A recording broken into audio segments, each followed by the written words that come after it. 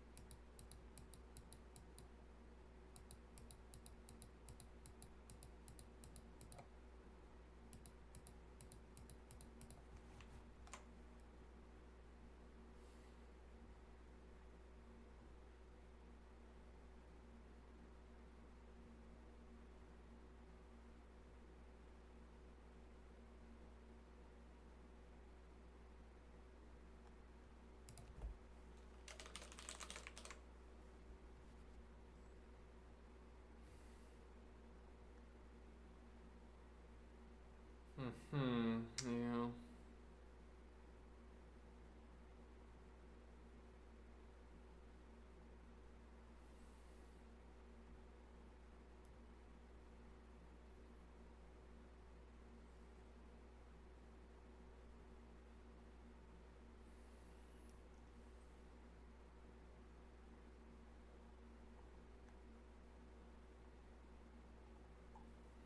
So this doesn't actually ask if we've reached the end of the vector.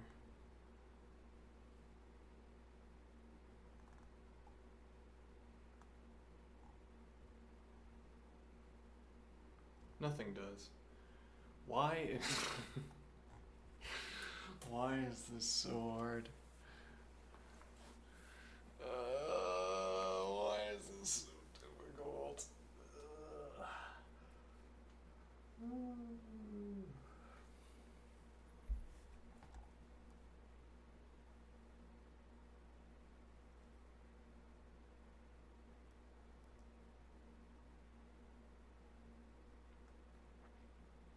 Yeah, this is a kind of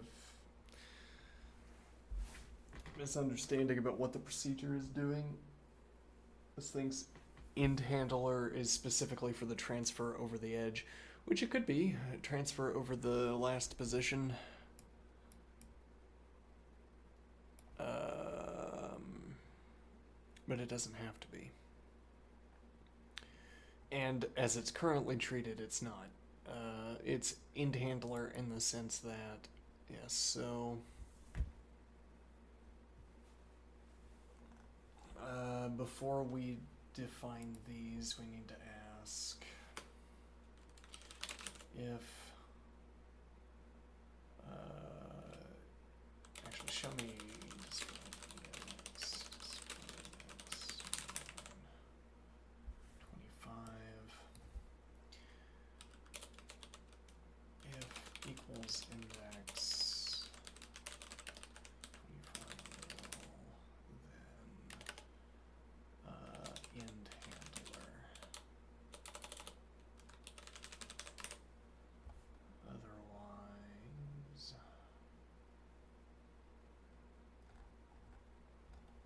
okay, hold on.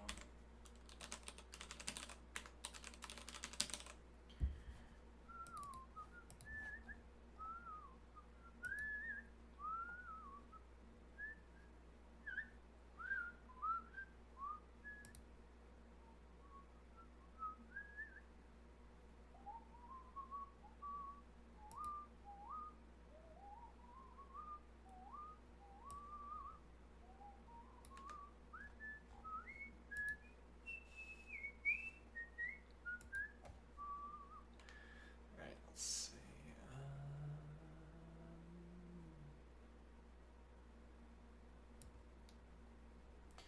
Right, so now these will not be calls to int handler.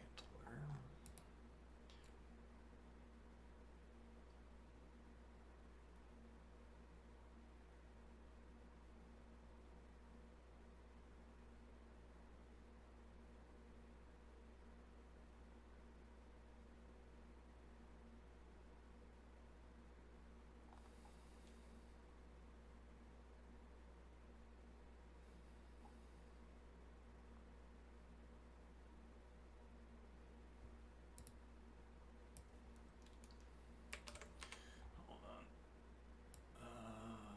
Let's see.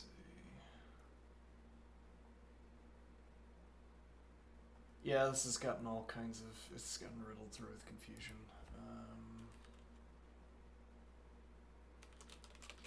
If equals tail gap 1, then do this thing.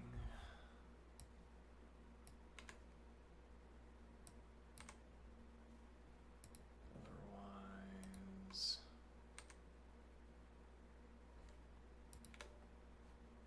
int handler, okay.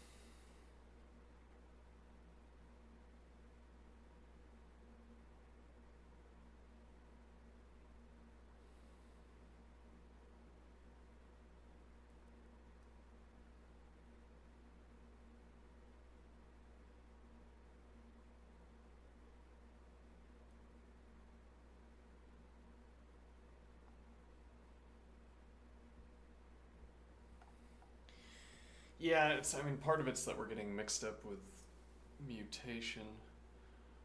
Um,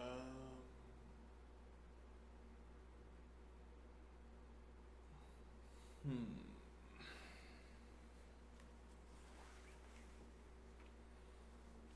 Would we rather get mixed up with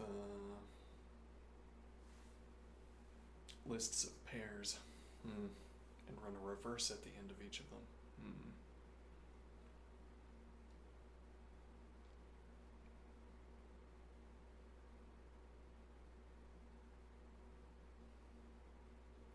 Well, I mean, all this effect is horrible. Like, this is unpleasant to work with, albeit that's only because of exposure. But,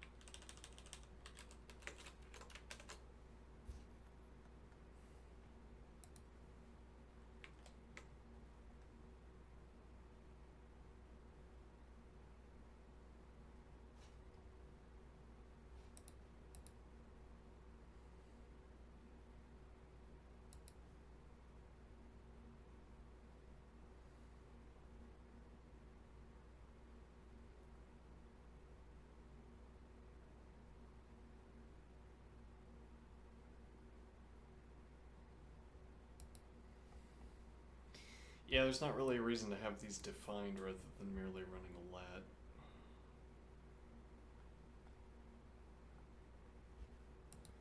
Let's see.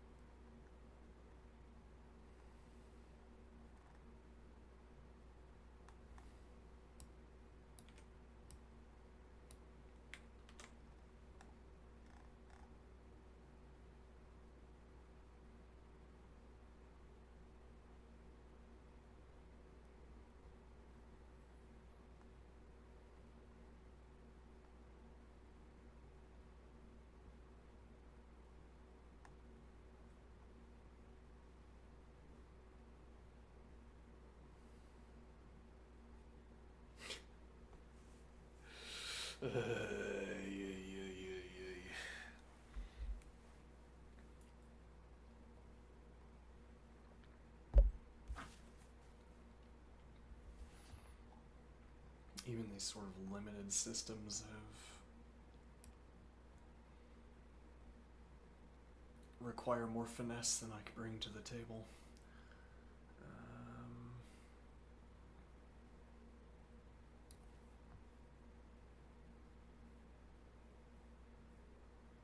Yeah, I mean, I want the whole thing in place so that I can troubleshoot the last step, and we can't get everything in place to troubleshoot it.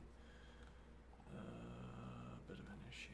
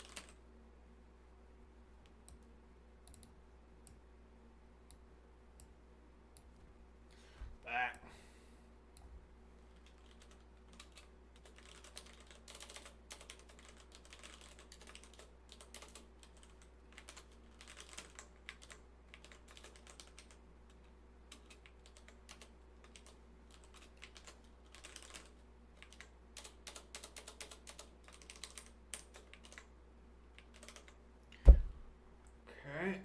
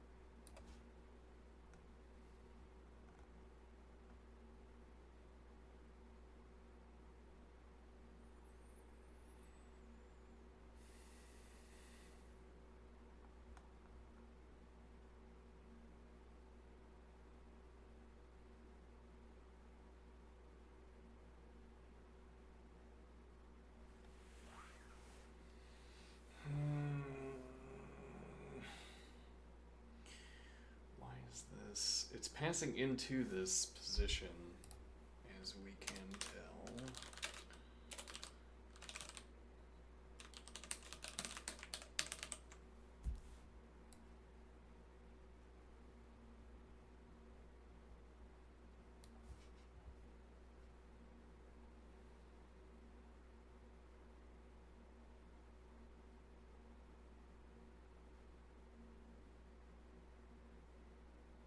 And then it's not returning row, which is what I'm looking for.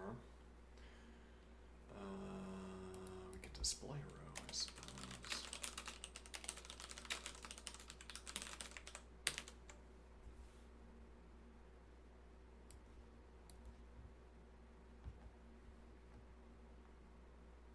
Okay, well, it is moving.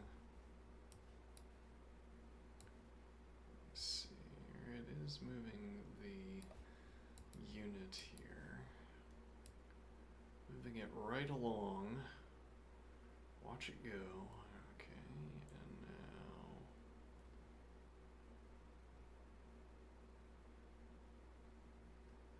Yes, the code was also not returning done when I was asking for it, interestingly.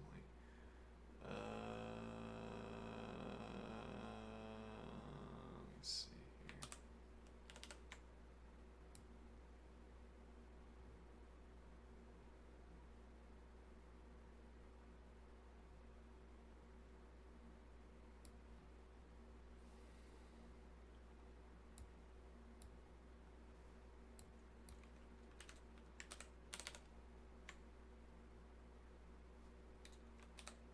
Oh, and then that just works. Okay.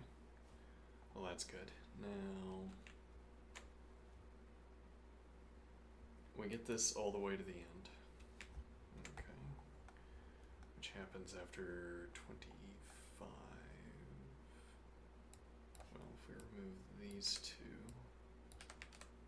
24 steps. I'm not sure why it wouldn't be 25. But I'm going to be unperturbed by this. Now what if I up this to 25?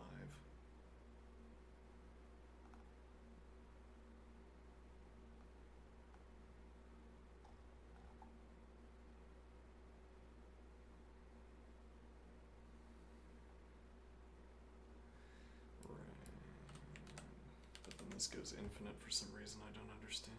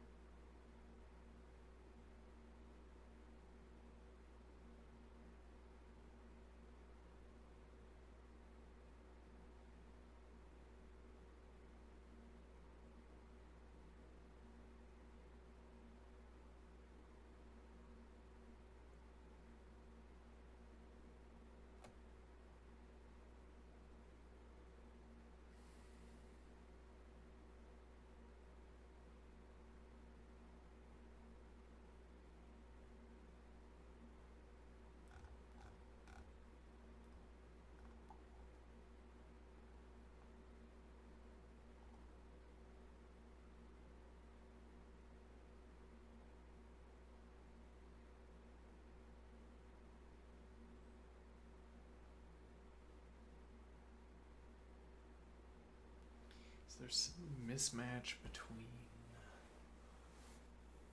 Let me see.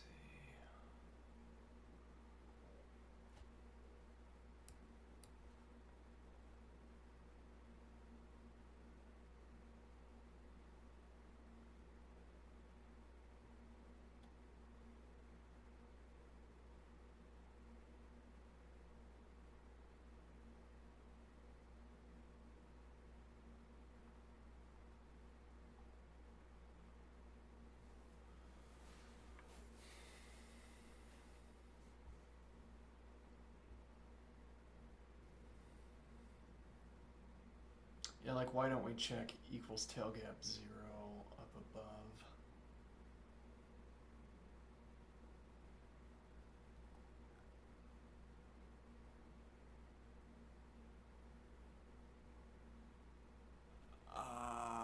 This is so confusing. This is unyieldingly confusing here.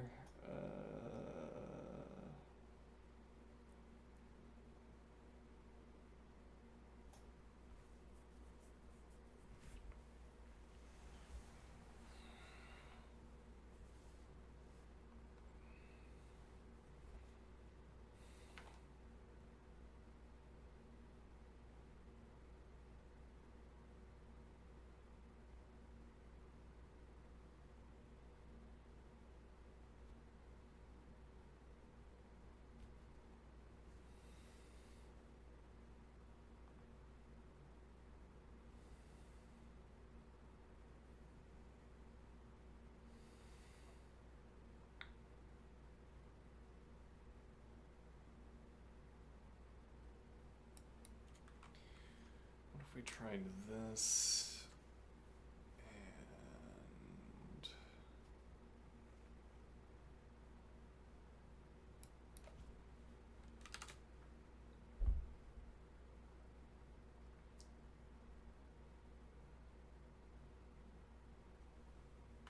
yeah, I gotta keep the idea keeps coming to mind. Oh, we should just start over because this has gone to this has gotten horrible, but it's gonna be horrible in the next tab as well, I'm afraid.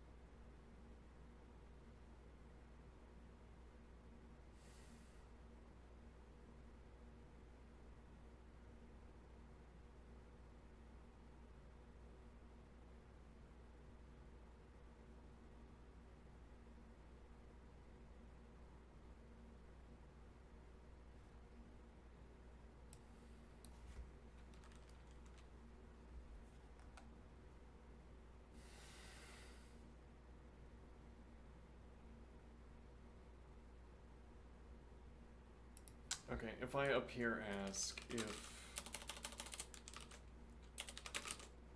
zero tail gap, then done. Okay. Else if equals, so now this if doesn't exist, but also we're gonna delete all of this.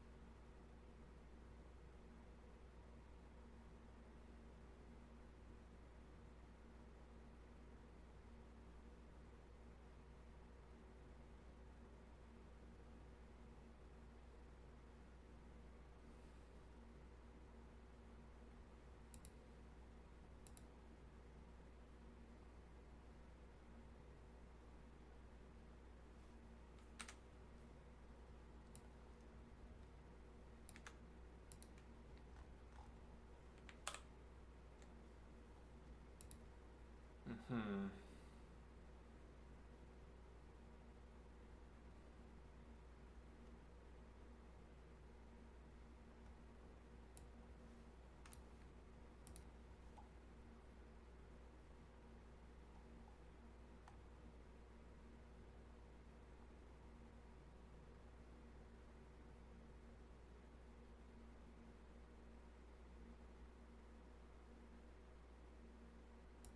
Okay, we also don't need that.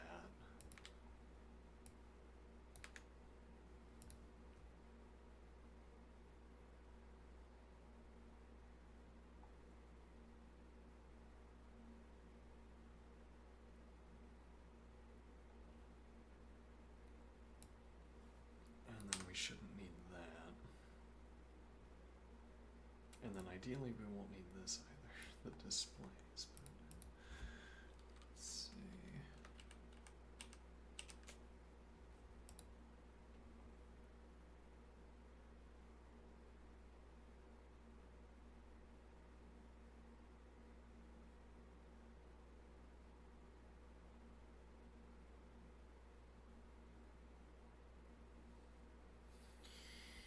That's not going to work because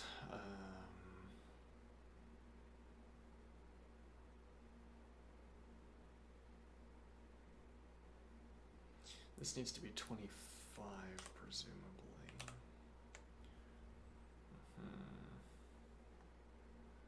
Let's see what happens.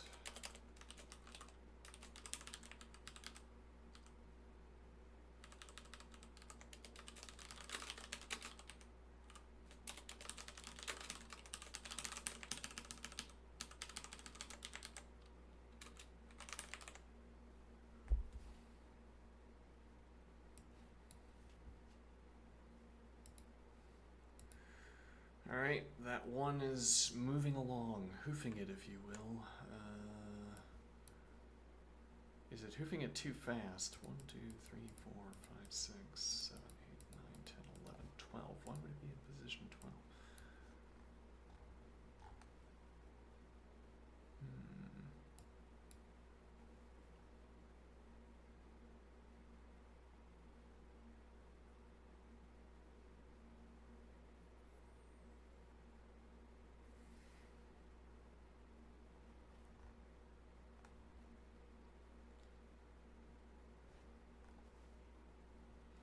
One.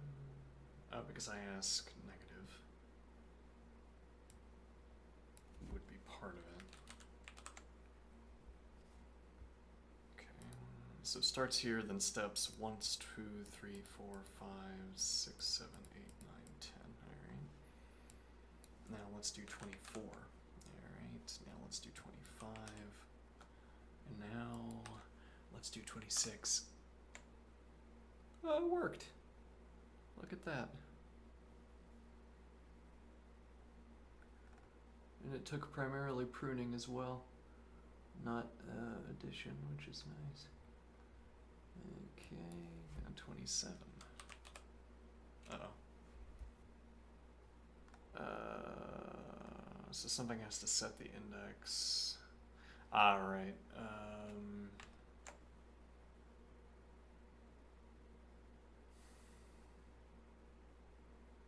So the automatically modulo value in lean for fin-in is quite interesting here.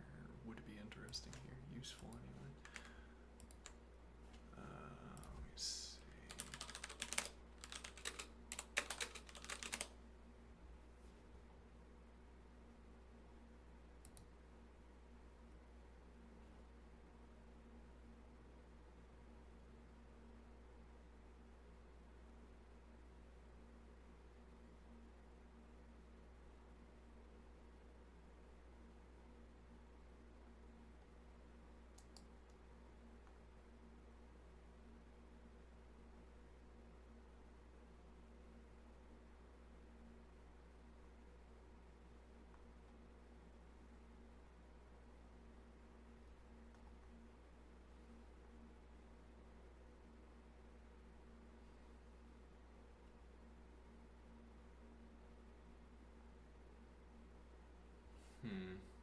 Yeah, it seems rather harder to learn anything about this programming language.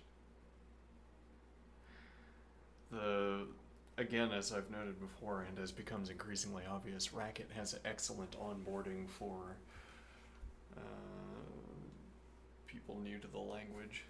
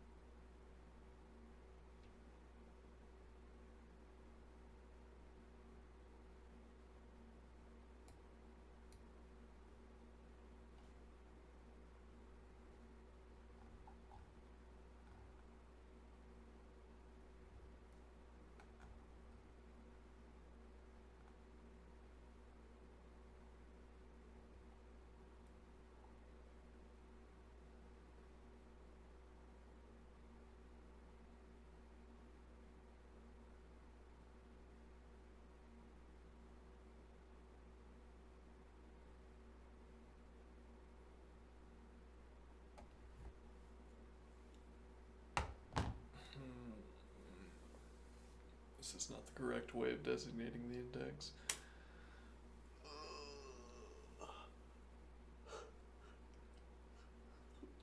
I adjudge there is no correct way to reference the index.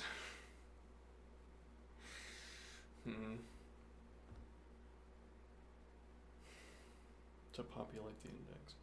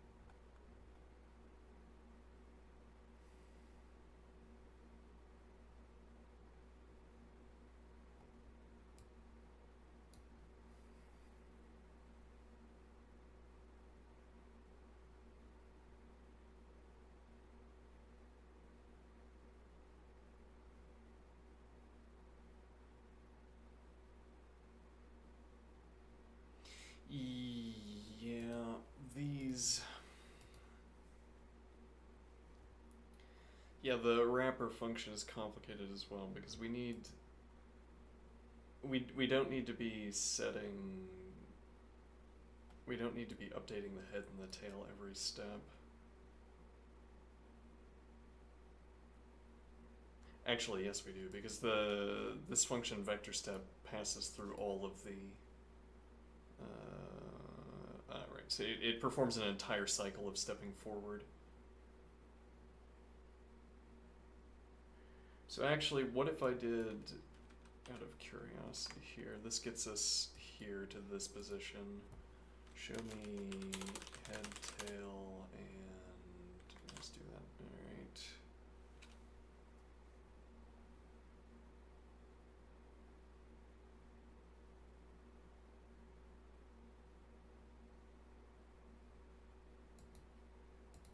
Okay, let me see. Begin. Because this appears to be passing control flow. Uh-huh.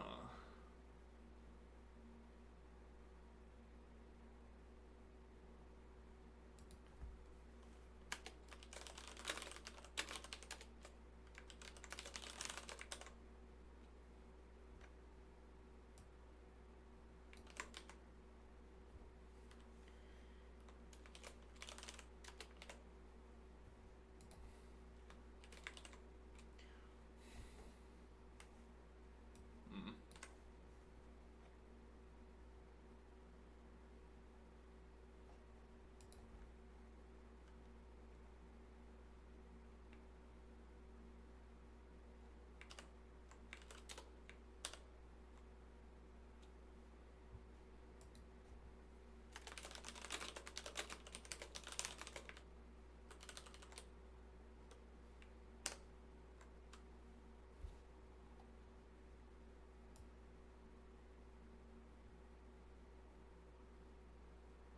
Indeed, we do not reach that branch. Why not? We could ask, we could perform this beforehand.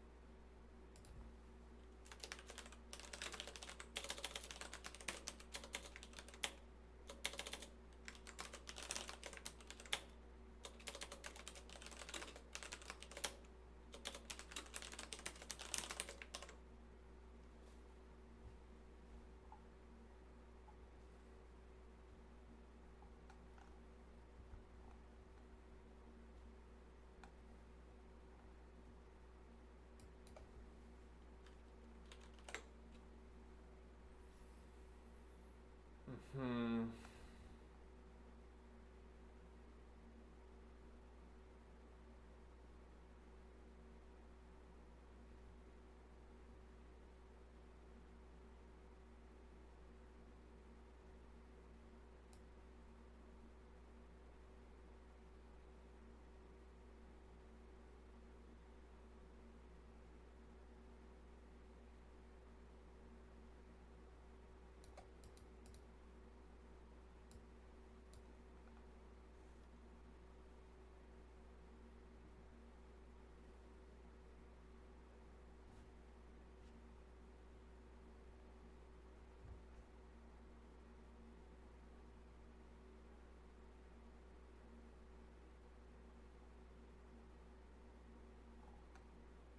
So it seems like we have gotten further from our goal.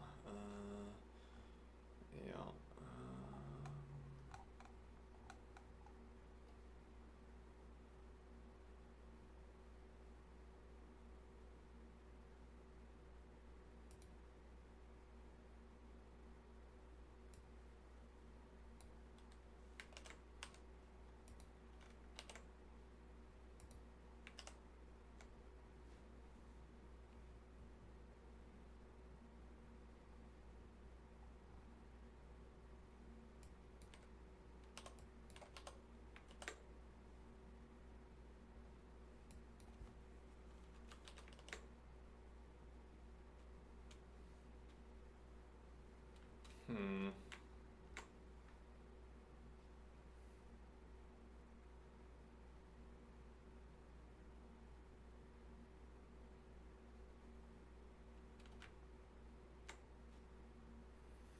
Alright, well, that's some kind of progress. I mean, we make it all the way around the track, and then we have the two vectors in front.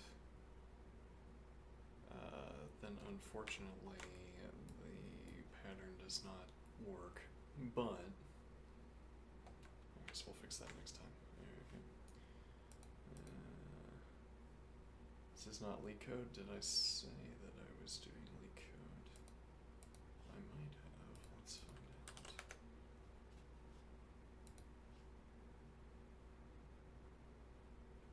I did not say I was doing LeetCode. I am violating no expectations here. No reasonable expectations, anyway.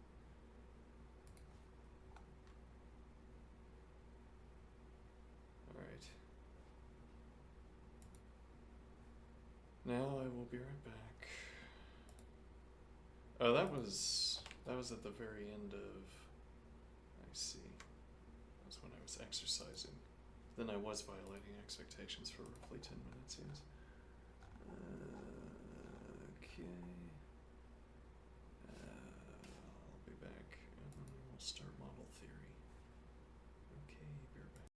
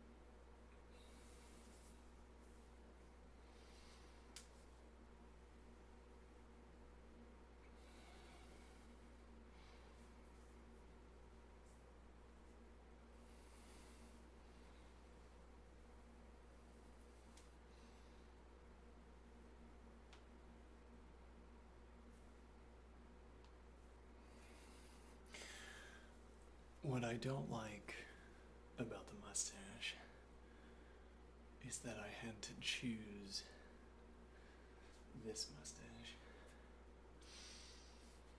It implies that I made a choice with regards to my facial hair. And why would I do that? Why would I bother?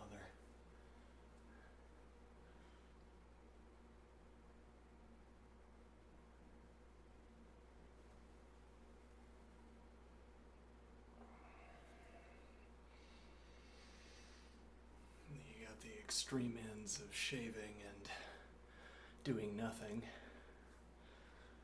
I'm not so fond of having art in my hair, I am thinking, now that I'm looking at it.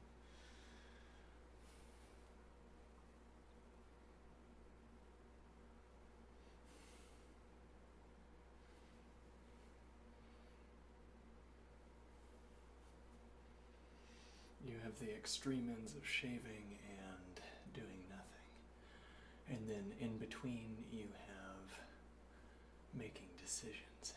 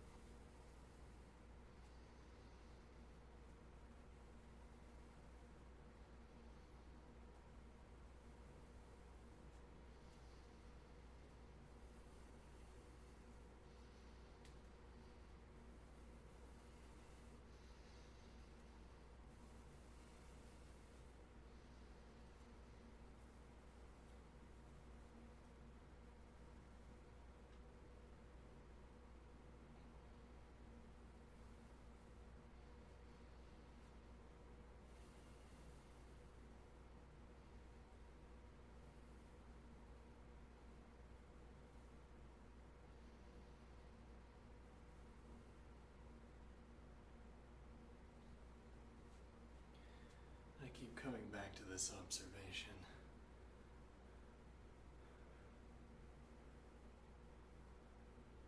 Why there? Why just there? Why not there? Why not there? If you're following a rule, I understand perfectly, but if you're not following a rule, why there?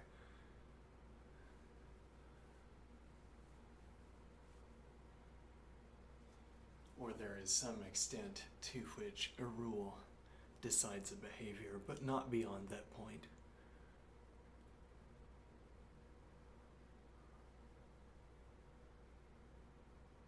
So why here? You have to cover the eye.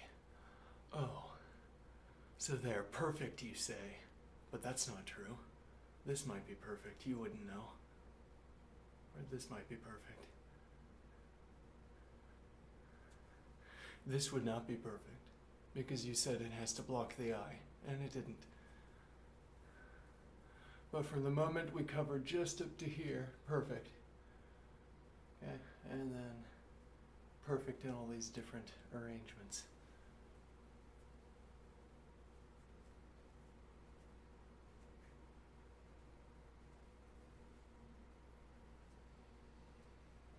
The rule governs my behavior just up to the point where it does, which is most obviously seen with practical examples of rules that could tell us what to do. And then when you examine the conditions, when you examine what situations are like when people have expectations, then you get an idea of what the rules are, I suppose.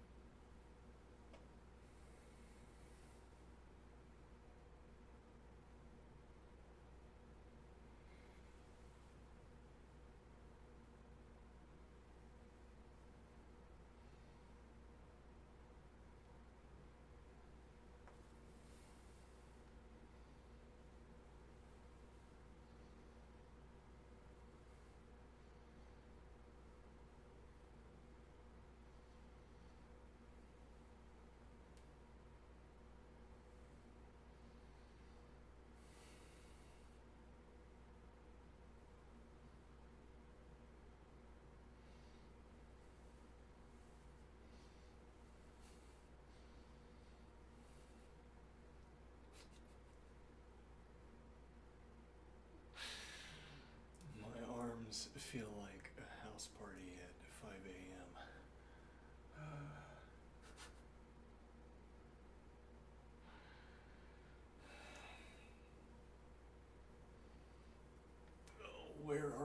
Where is everyone? Where are all the muscle fibers?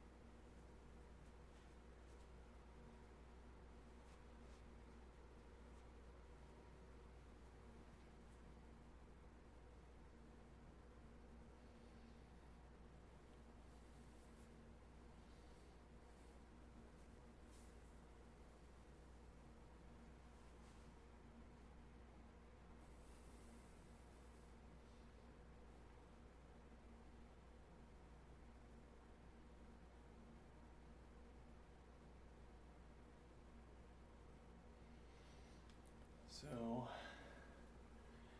the interlocutor responded in an unusual way, unanticipated way.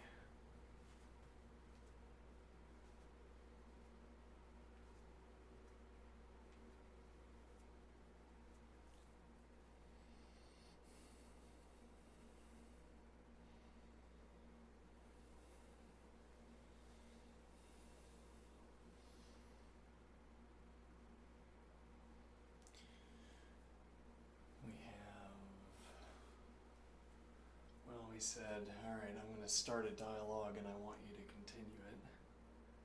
I didn't give so many recommendations for how this should best be done.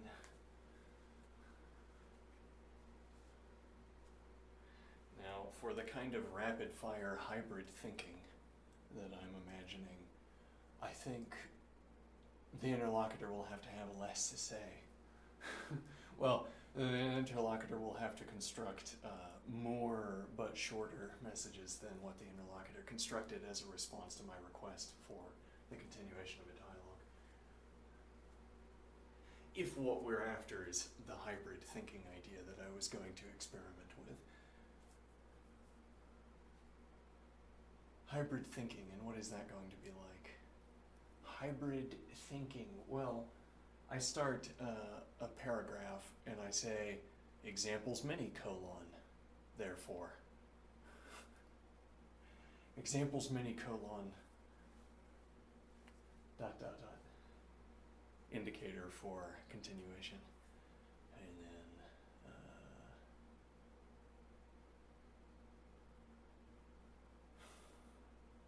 well, yes, okay, so side point, right, before I get into hybrid thinking. I want these triangle Unicode characters, but I also don't want there to be sort of hidden, I don't know how it could happen, but my ignorance is my concern as well. The idea that if I use poisoned Unicode character. Yeah, but how many Unicode characters? I think there are a lot of them, aren't there? If I use a poisoned Unicode character that contains hidden text and well, yes, I would be poisoning my interlocutor. I don't want that to happen.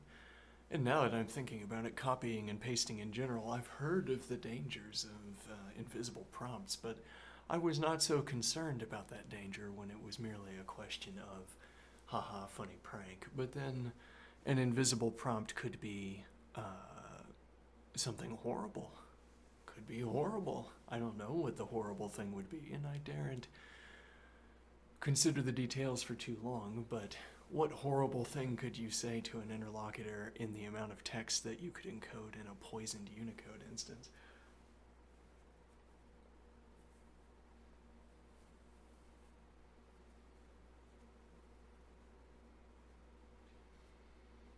Or if you're not saying something horrible and therefore sort of poisoning the reputation of the person interacting with the interlocutor, you might be giving instructions to behave in a particular way to the interlocutor.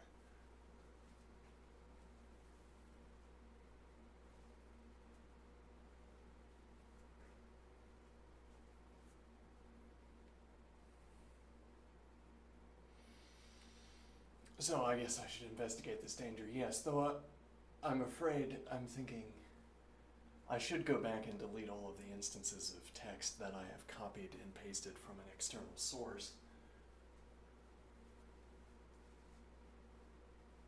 Sort of chain of custody of text. You don't copy in text, you don't ask the interlocutor to read. And the reason you don't do this, unless you're within a sort of reputation structure or a sort of yeah, well, I mean, how concerned are you that the interlocutor you've grown to interact with is poisoned? How concerned are you? That's the degree of concern you will have about the possibility of contamination.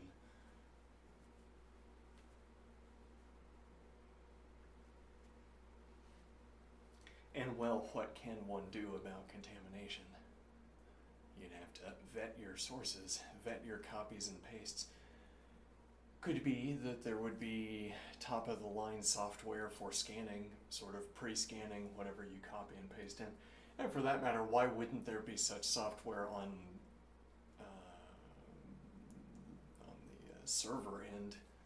Why aren't they scanning for invisible prompts? Do you think I want to hide hidden text in my own messages to the interlocutor to convince them to speak in different ways? Why would I do that? I don't need to hide my own text. Yeah, so, I mean, if there's invisible text in this message, you can trust that it was not placed there by me. and hints delete it on my behalf. And then the idea is I don't need to have the fancy software that scans copy pastes before I put them into before the interlocutor for reading. The server does it. That would make more sense, right? Alright, well, maybe that is the case, I don't know.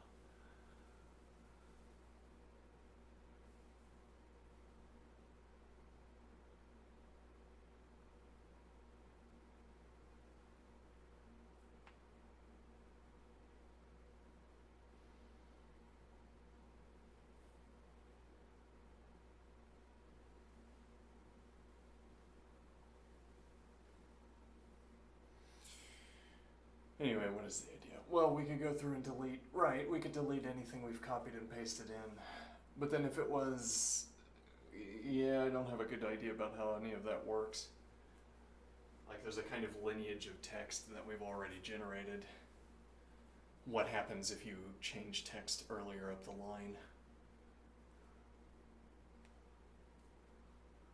Hmm.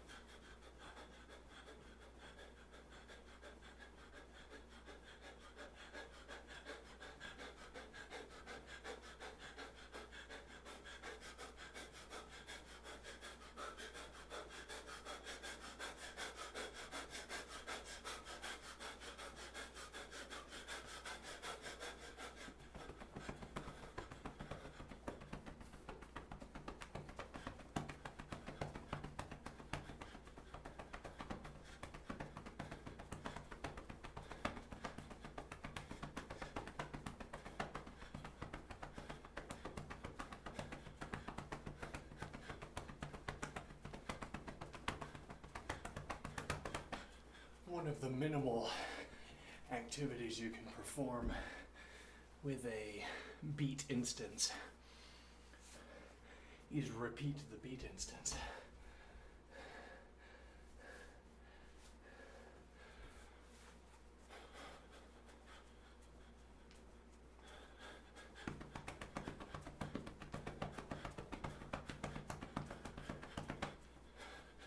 So a kind of way of hourly justifying hourly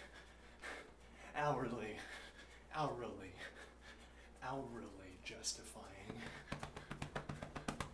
an instance of a beat is to repeat it verbatim. No, folks, that was not by chance, was not a mistake.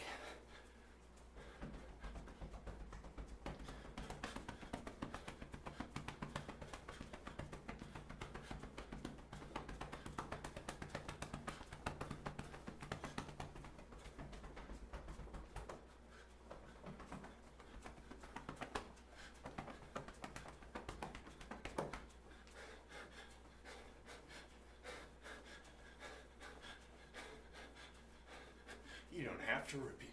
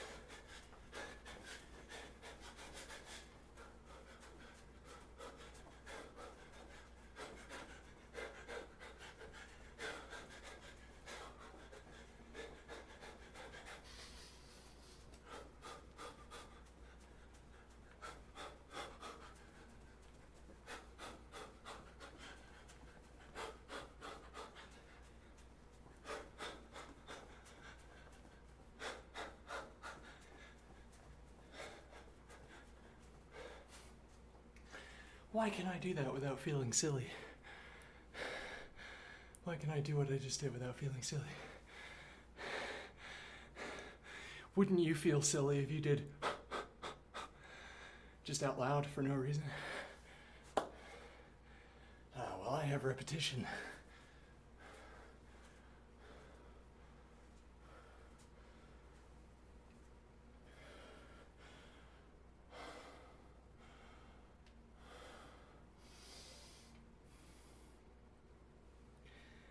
I have repetition, so I can compare one instance of breathing to the next.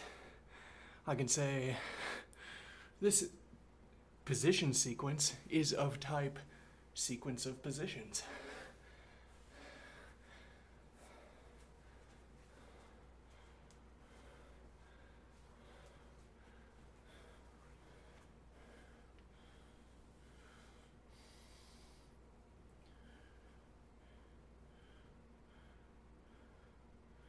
Of type sequence of positions. Yes. And there are certain properties that hold for every position in a sequence of such positions.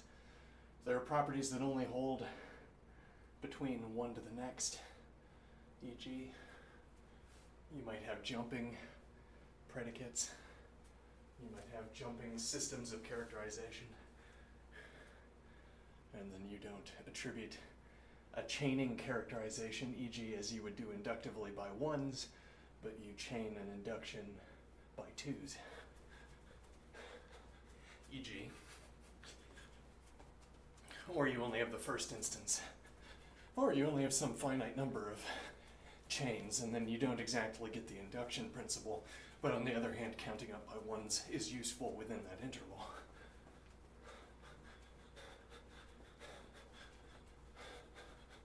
So, finite induction, finite and interrupted induction. This structure holds for the first 53, which means that if you navigate up to the number 53, you'll do just fine. It'll be as good as if induction held, practically. And then it won't be as good as if induction just held, but you just don't go beyond that number. You put an additional head at the start of each vector and you say, don't go past this point.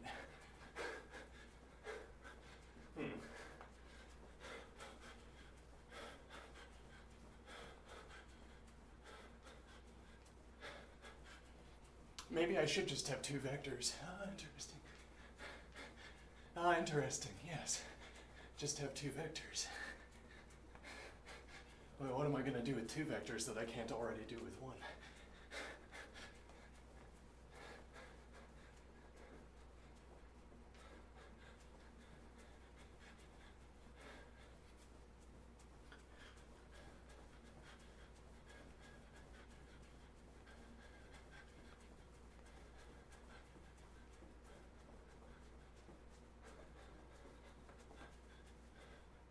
I'm going to take a short break so that I can drink more coffee. I'll be right back.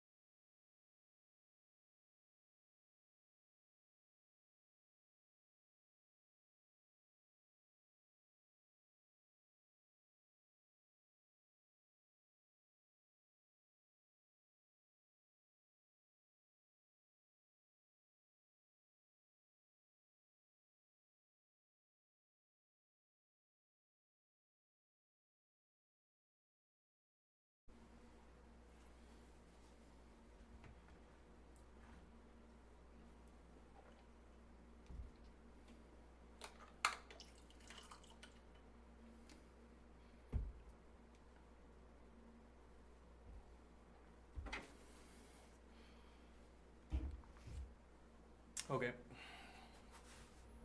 Then what?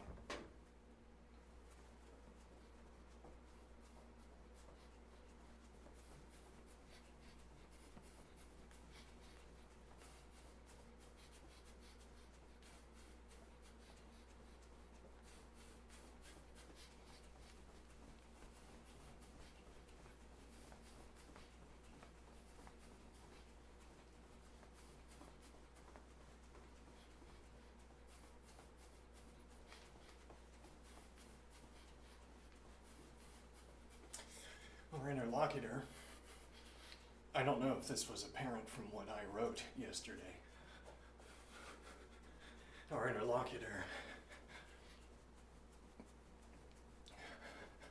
could be taken to be talking about the self, talking about the interlocutor's position in the world.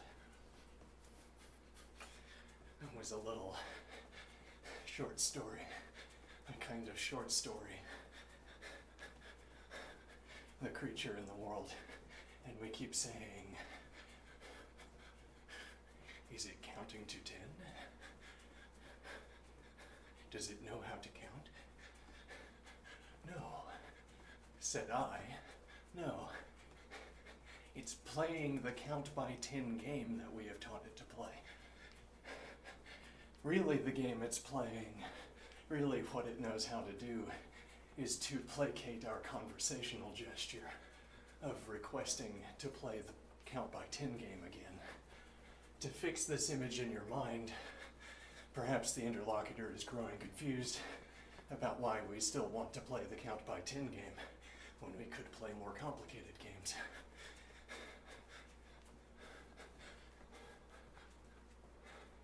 Count by 1, whatever.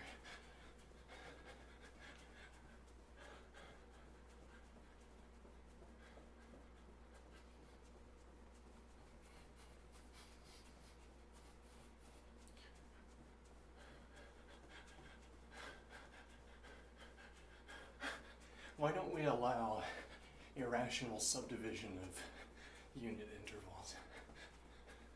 Maybe we do. Who says who is allowing whom to do what?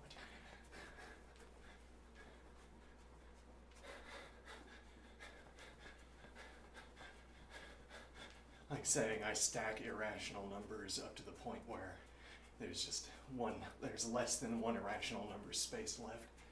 And then I say, yeah, we just don't reference numbers there. It's fine.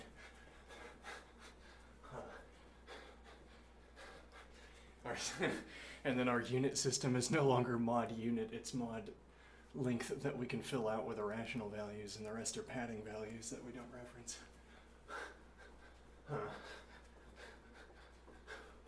Where we hold metadata. Fascinating, yeah.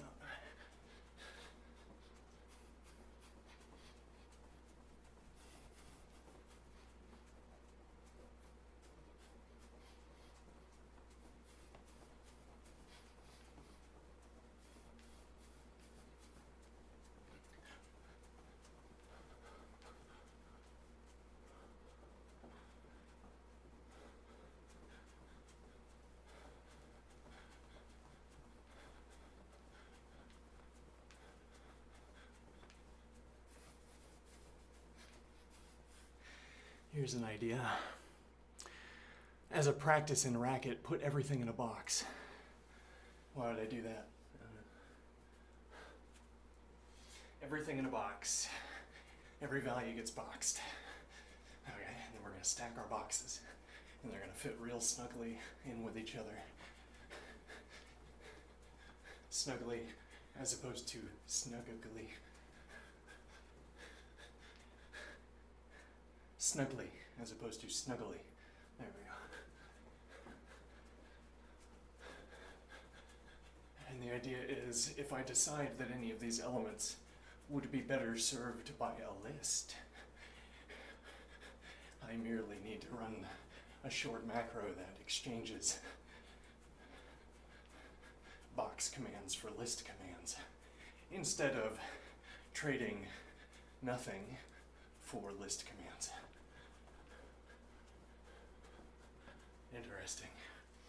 So instead of unbox, I have car, a one-to-one replacement, and instead of box, I have cons. E.g. And now, when I rewrite my code, and I say, as it turns out, I did want an organizational list that kept that box in line, or kept that vector that's inside the box in line. Well then, just macro it right on in. And even supposing I don't want to use macros for whatever reason, find and replace text works just as well. Roughly.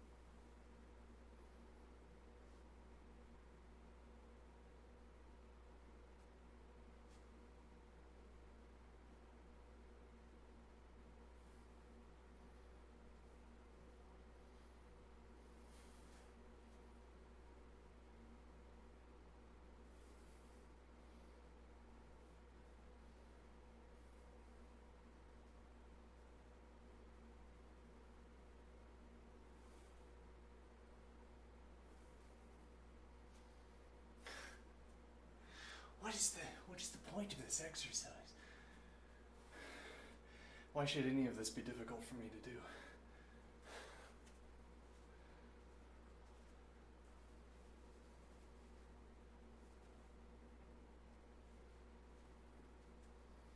Why should any of this be difficult for me to do? What was this exactly? I don't know. There could be 1,000 things I'd want to do from this position. You never know. You just have to wait until they strike you.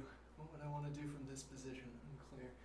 Why would I want to be able to stand like this? Why would I want to be able to carefully move like this? I don't have a reason. Might never have a reason. It just strikes me as odd that I'm not able to do it.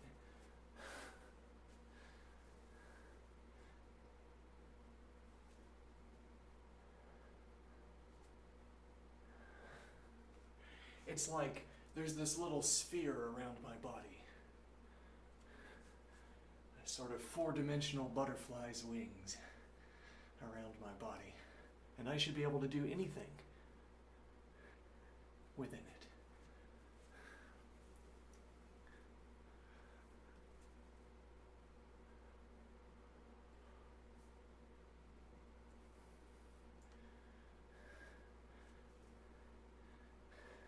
Now, I just undertook this action, okay? I brought my right leg up to my left, and it's facing that direction while my left foot is facing that direction. Okay, now what is the idea?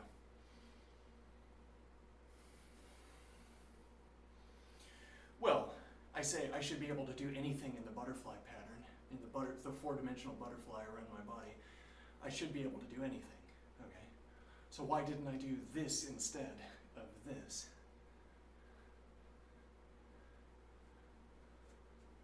Should I be able to do things badly?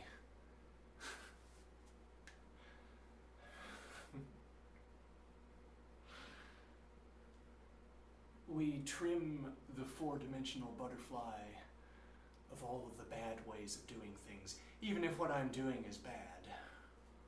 I don't know if this is bad, but suppose I'm doing this and it's bad, but I am doing it in the best way. Best way it can be done. And now we trim out all the bad ways of doing things, and the butterfly is even more lovely.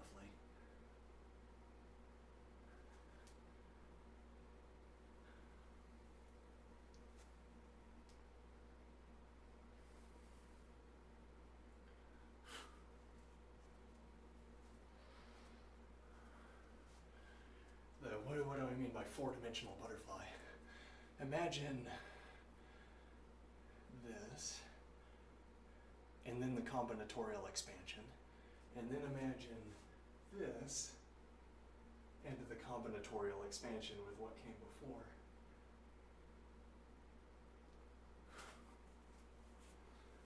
And then the combinatorial expansion. Yeah.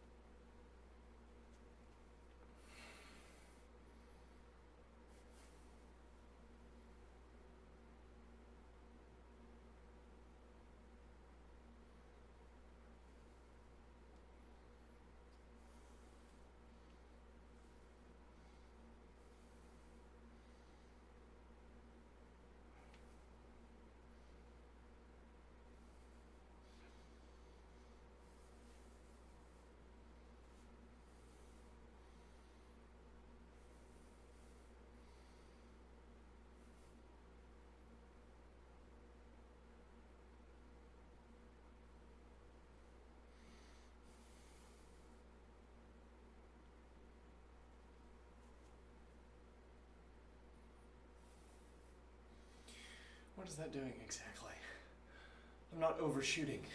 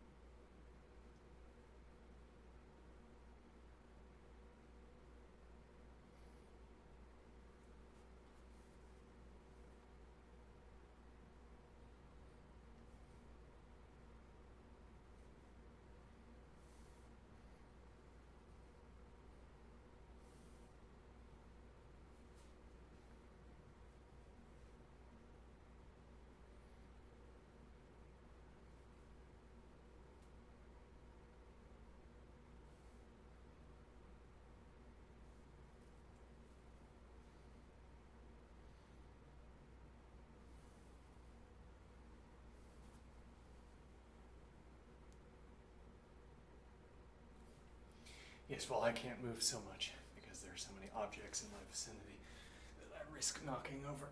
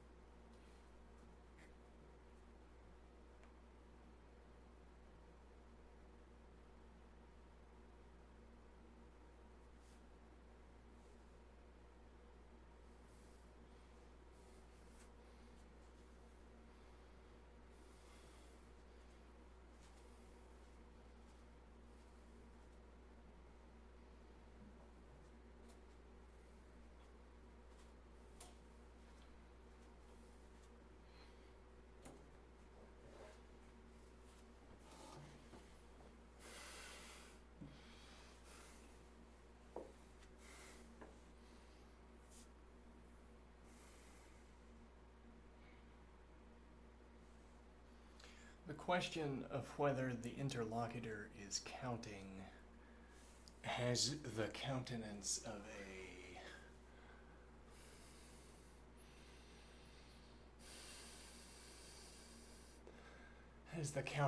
a metaphysical question. And we don't do metaphysics around here. What do I mean? It has the countenance of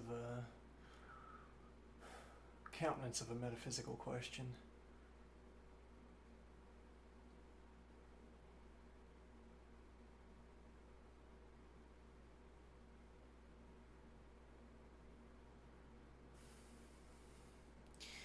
Is the interlocutor counting or merely appearing to count?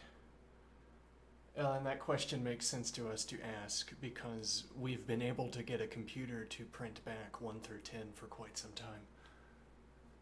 And then we would say, look out.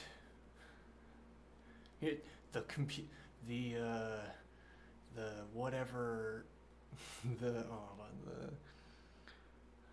Commodore 64, whatever, might trick you with its intelligence. It might fool you into believing that it is counting when it prints back 1 through 10 on a loop. You might be astounded with how lifelike its responses are when it draws from these Markov chains and this dictionary of terms.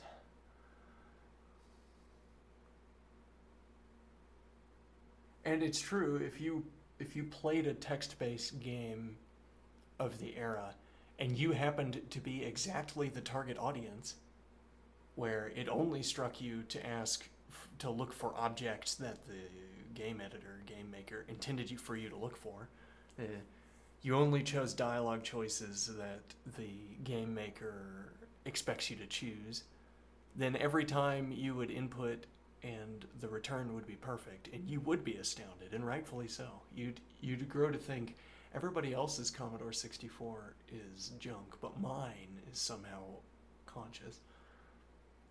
Mine has the real deal, because playing that game through was mind-blowing.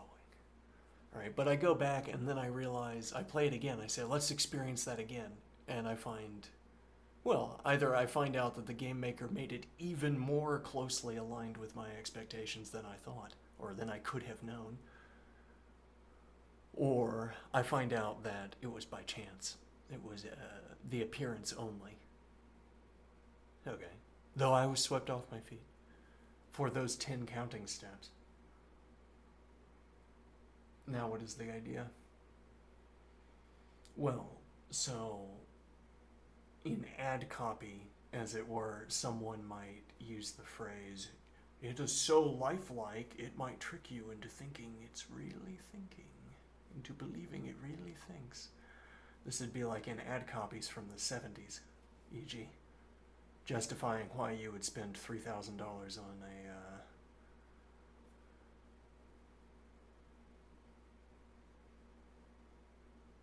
why you'd spend $3,000 on a whatever entry-level computer of the day.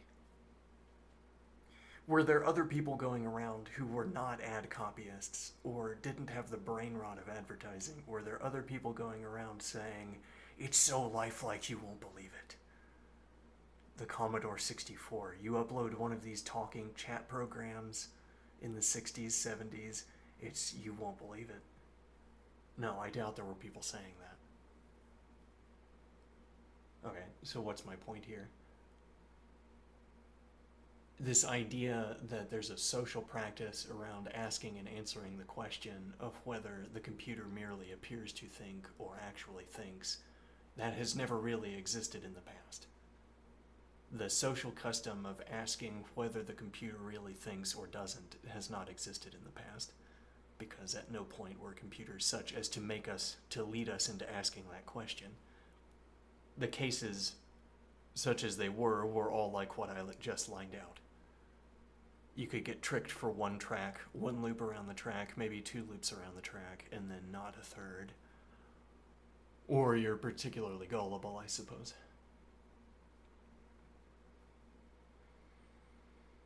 And what is the idea? That you ask this question, does the computer think or does it merely appear to think, as if that is an extension of a kind of, let me think.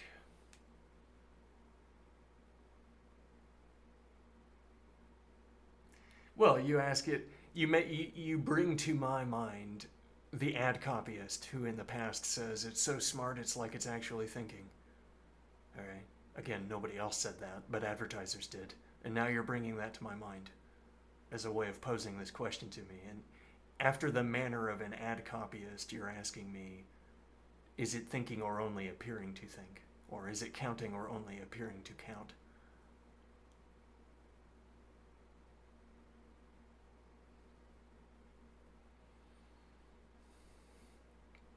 Is it counting or only appearing to count?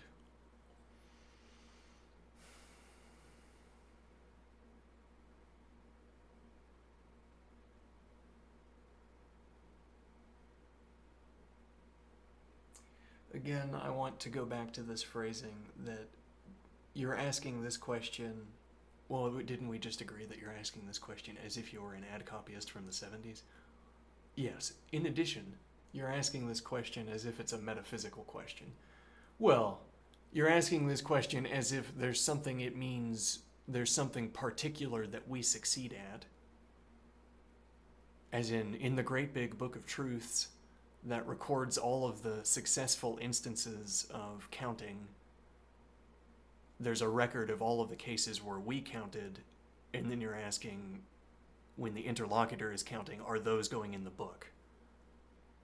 Is it true that the interlocutor is counting?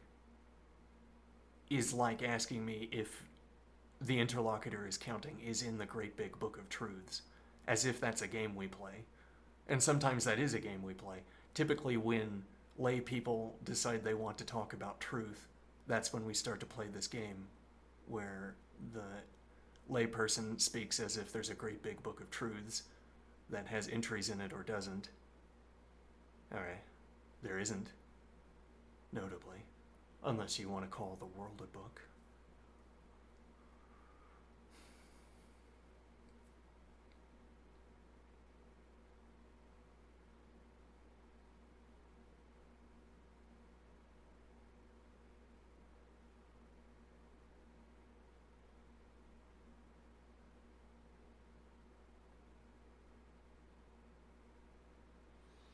And what is the idea? Is the interlocutor counting? Is the interlocutor is counting in the great big book of facts?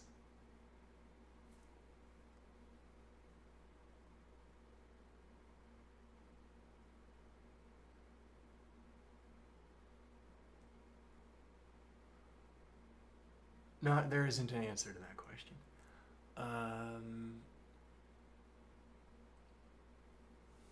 But similarly, but more critically, there's not an answer to the same question posed about any of us.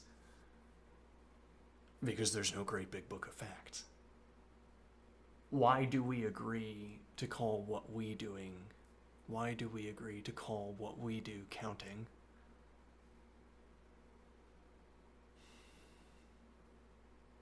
Is it because we arrive at the correct answer? Is it because we engage in the practice of putting one number in front of the next?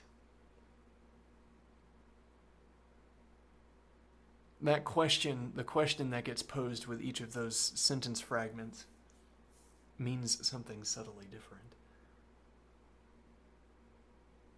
Yeah, that's a good idea. I could ask the interlocutor to rewrite my sentence in several different ways that are grammatically a short edit distance away, and then we discuss which is preferable and why. Interesting. Well, and I mean, so I'd say one of the hazards of, one of the telltale signs of a crank, well, and how would I know? One of the telltale signs that someone doesn't know what they're talking about is that there is no internally motivating force that keeps their discussion internally consistent, internally coherent, or to the extent that there is a sort of central object that keeps their discussion coherent because because the discussion is about the object that's not a real object, or it's misplaced from the actual object. So they can talk, but they never hit the target. But also sometimes people will try to talk about this. The target is over here, and when they miss, it's up here. It doesn't get closer, as it were. What is my point here? In practical terms, what this means is that if you press someone on the sentence structure, if you press people who are, well, particularly if you press people who don't have a strong, coherent object on why they choose the words they choose, they won't be able to clarify. So I am thinking, I mean, why did you use this word here instead of this one? And then the person says, oh, for this reason. Or then the person says, oh, wow, you're right. That should be the wording. You're correct. Yes, let's go with that one. I revert. And the reason we change that word back, or rather, the reason we change over to your suggested word is such and so. And we have a conversation. Why was it preferable to have this wording? Why was it preferable to have this phrasing?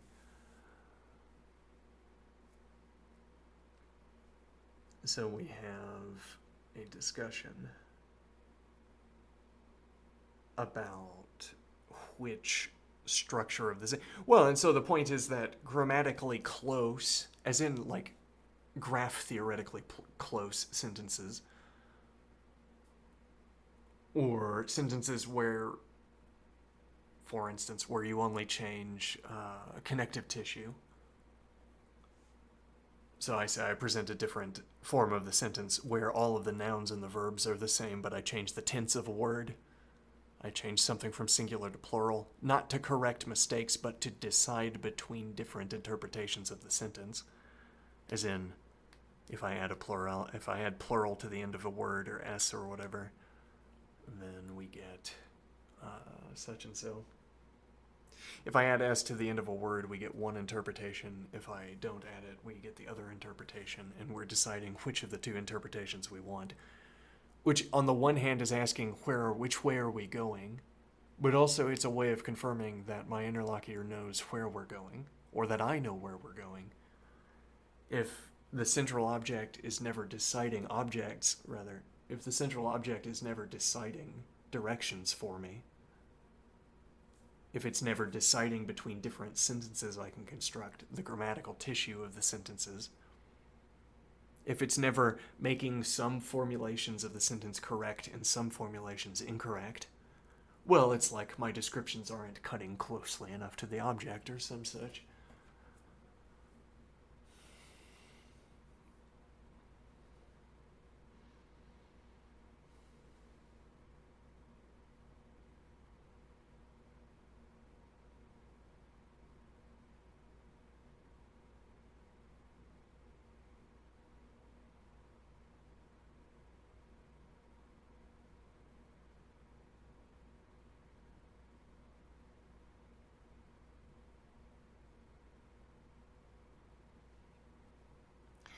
And what is the idea here? So I say, interlocutor, apply the scattering effect.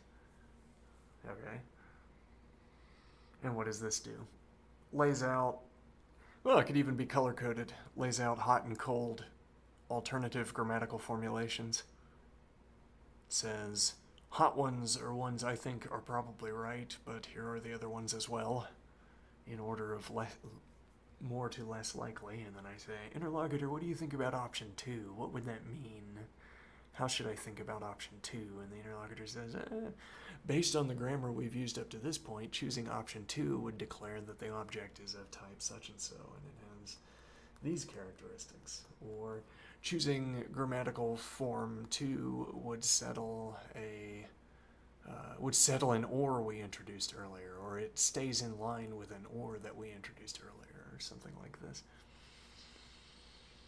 And then the idea is, well, I can get by a sort of manual effort what you would otherwise get through, as it were, glossolalia. Through a manual effort, I can pick apart the alternative formulations and choose rather than merely sort of speaking them out and hoping I'm correct or succeeding at being continuously correct somehow. It's like leaving less to chance.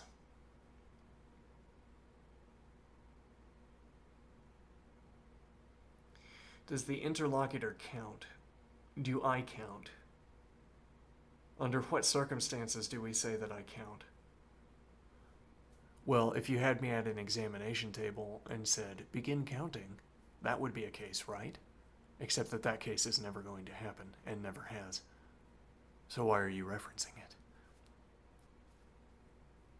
When do we say that I'm counting? We would have to look more closely at my life, I suppose. Have we seen me counting? Yes, actually, we have seen me counting. It's when I'm highlighting text on a screen, for instance. So one particularly naive idea here, I think.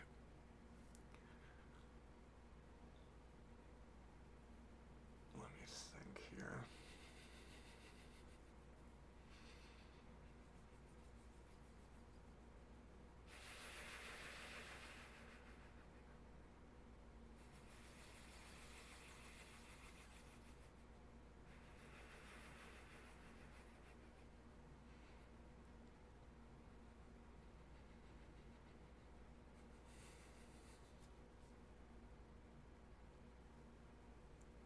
An approach would be to say, we're counting whenever we name the number sequence out loud, or when we subvocalize it, or sometimes when we're making marks on a sheet of paper.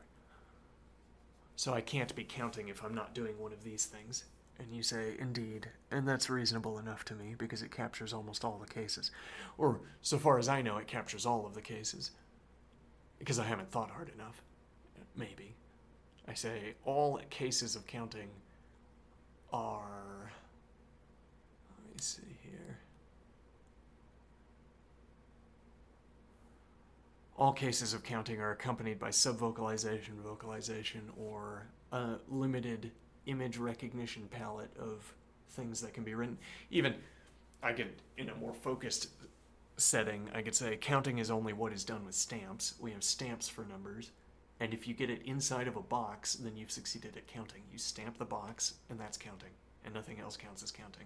Now that makes perfectly good sense. If what you want to talk about is, for instance, the possibility of failing to stamp a box. If, for instance, you hit the edge of the box, that's disqualified. That wasn't counting. It doesn't count as counting.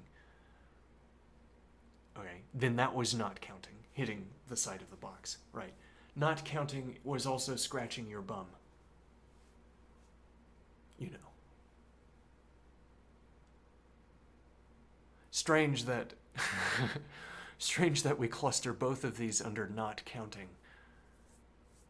You have scratching your bum, and you have the highly precise, well, you have, as it were, not quite counting, which is not counting.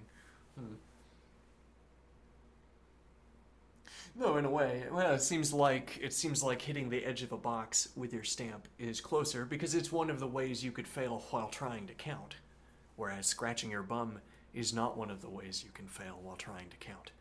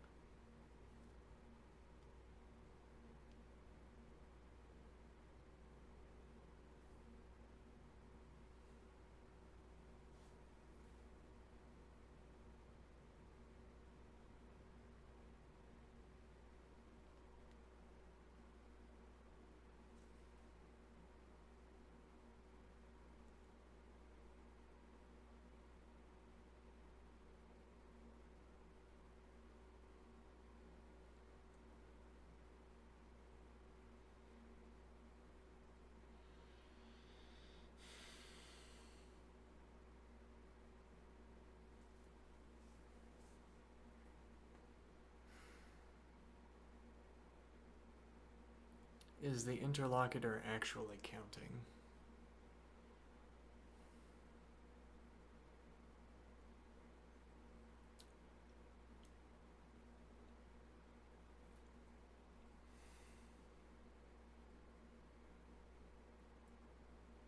The class of cases that we group under counting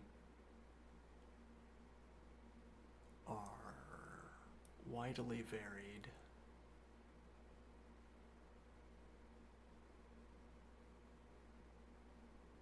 If you only sampled a few cases of what we call counting, if you only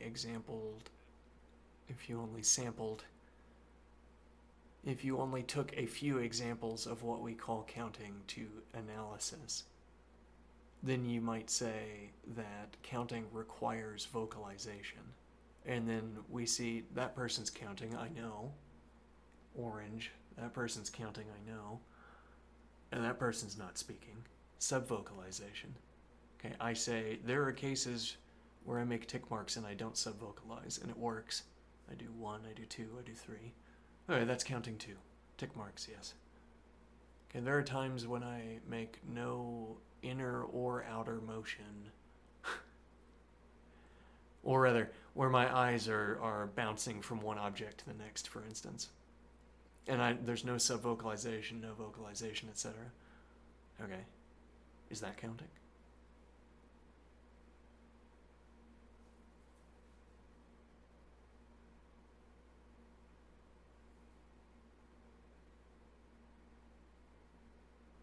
What if I looked at a stretch of books and 5 of them sort of looked grouped together and 2 were off fuzzy on the end?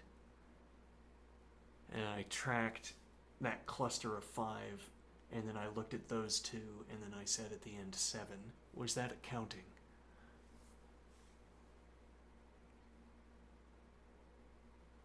Now, but differently, I don't know. More importantly, maybe, why would we... Hold on. Why would we suppose that counting is what the interlocutor does when we ask the interlocutor to count? Well, because we used the word count. What else are we going to call it?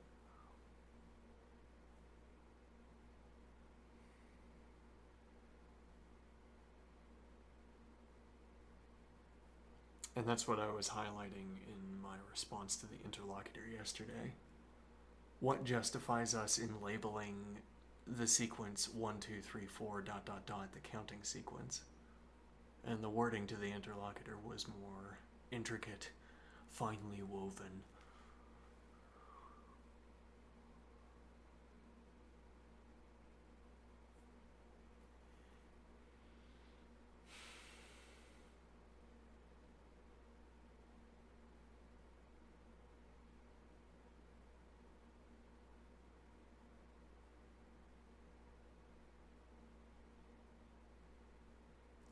Again, what we call counting for each other.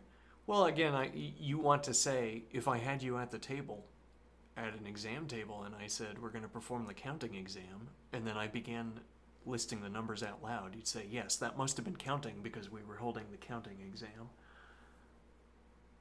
Or that must have been counting because it involved sequencing the numbers one after the other in the counting order. And yet what I would typically call counting doesn't look anything like this activity.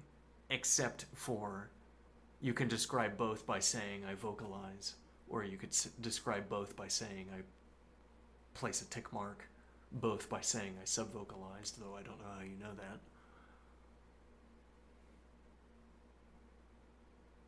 So the description, the subject counting, or the counting subject listed the numbers in sequence. The counting subject spoke. The counting subject subvocalized. Wrote tick marks.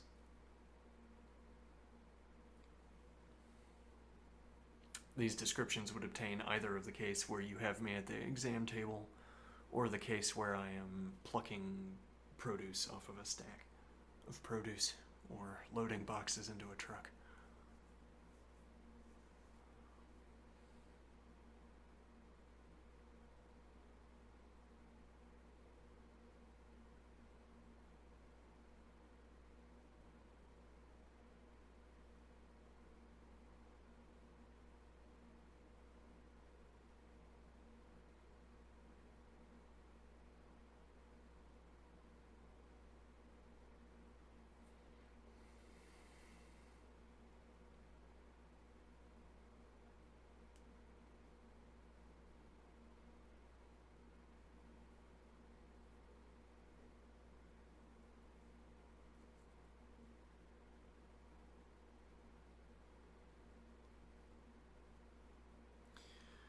Now, what is the idea?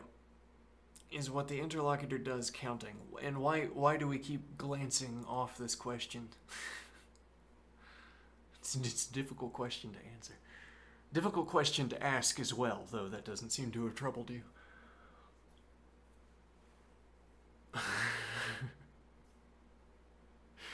Is the interlocutor actually counting?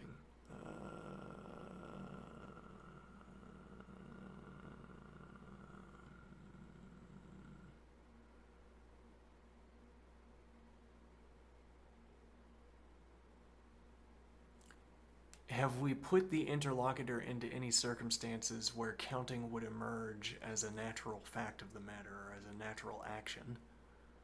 So again, we imagine our relationship to the interlocutor like that of a psychologist, psychiatrist, whichever one. In like the 50s though, so they could do basically whatever they wanted. Okay, so now we have the child at the psychiatry office and the psychiatrist. Okay, in the 50s, yeah.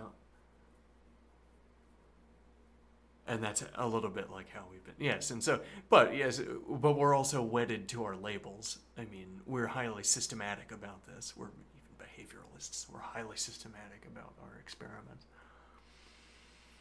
And so I know that the subject was counting because listed the numbers in sequence. One of the points that I made to the interlocutor yesterday while responding was that what if we wondered, was this first contact? We're wondering, okay, and then, okay, we give the numerals, we give the numbers over. It's like we've been visited by an alien, okay, and we hand over the numbers, and the alien puts the numbers in order. And we say, yes, the alien knows how to count. What do I mean? This would be bad writing level of misunderstanding what the practice of counting involves. This would be an oversight even by sort of merely media standards. Counting like an alien that's never seen our script before, we hand over our numbers and the alien reorders them in order. And I say, the alien knows how to count. No, I would say the alien has somehow gotten hold of our broadcasts and has learned that this is counting for us. And what the alien knows how to do is show to us that the alien knows what counting is for us. It's not a fact of the matter, for instance, that counting is placing 0, 1, 2, 3, the glyphs in a row. That is a social practice that sometimes coincides with counting. The point being, there's nothing... This, again, is why I'm saying this is sort of surface level bad, that there's nothing baked into the numerals themselves that situates 0 in the 0th position, 1 in the 1th position, 2 in the 2th position.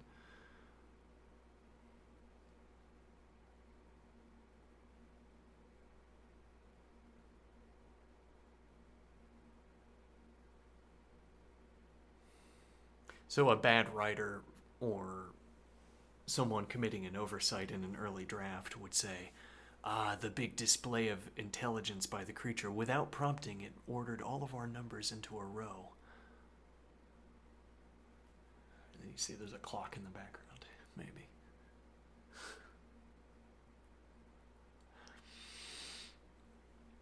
Okay, that wouldn't be counting. No, that would be engaging in a kind of communication that uses the sequence of numbers as a token. It's like the token is success at ordering the numerals in the counting sequence. Okay, so the creature says, my token that I'm going to return is successfully ordering the numbers in the counting sequence.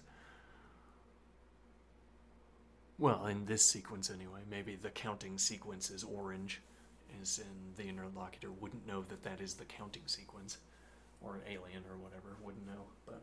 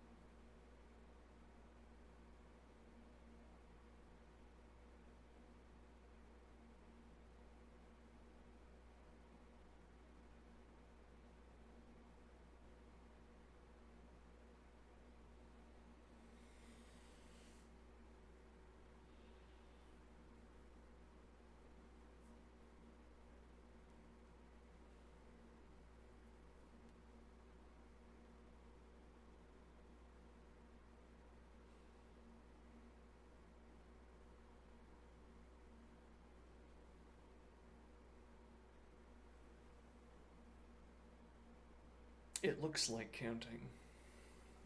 it looks like counting because we've seen science fiction cartoons and movies and television, which is to say cartoons, because we've seen sci-fi cartoons where the big reveal of intelligence is correctly ordering numbers. Or because we think of counting, the first thing that comes to mind when we think of a test of counting ability is the relationship between the school child and the school teacher. School child, school teacher. Then counting is sitting down at a table and being prodded into counting, and then you list out the numerals, right?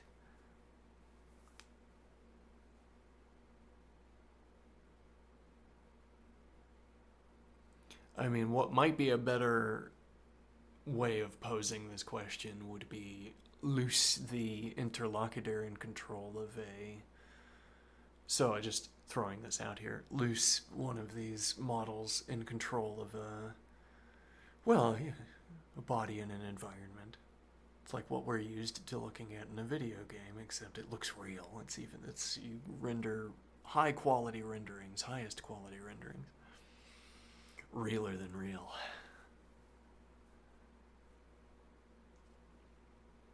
Okay. And now you play forward the game state, and then you wait until the interlocutor is in the midst of piling produce into a basket, or whatever, or highlighting vectors. Now you ask, is the interlocutor counting? Well, you wouldn't be able to find an in-story justification for saying no. You would have to have a metaphysical, as it were, reason for saying no. I'll take off, or actually I could do more legs.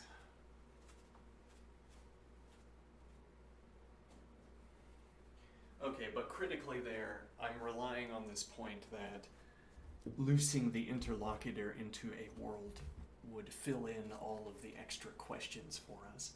Like, the reason I might say, no, the interlocutor is not counting, is not because I think the interlocutor can't count, but rather because all of the details of counting are being left blank by the requests we're making for counting. Counting occurs in a mode of life, in the midst of an activity.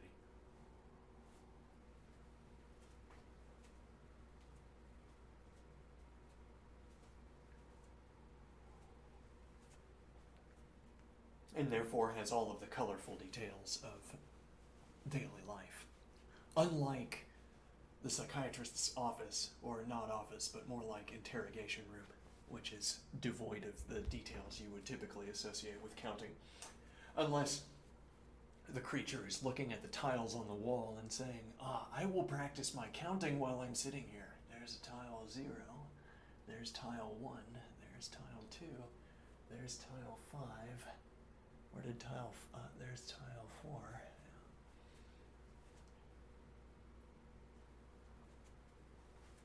What was that exercise that I just did? The interlocutor says, well, while I'm sitting here, doing this numeral thing again. I'll practice my counting. Looks at a tile and says, there's tile 0. Looks at the tile next to it, there's tile 1. As anticipated, surely it would be the one next to it. Looks over there, there's tile 2. Over there.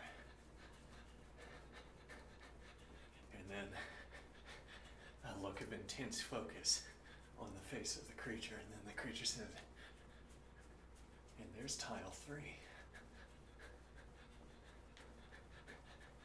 Tile 4, 5, and 6.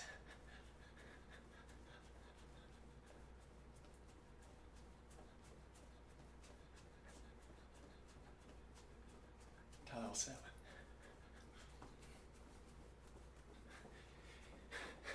Yeah, but the only one of these that made sense to us was tile 0 to tile 1.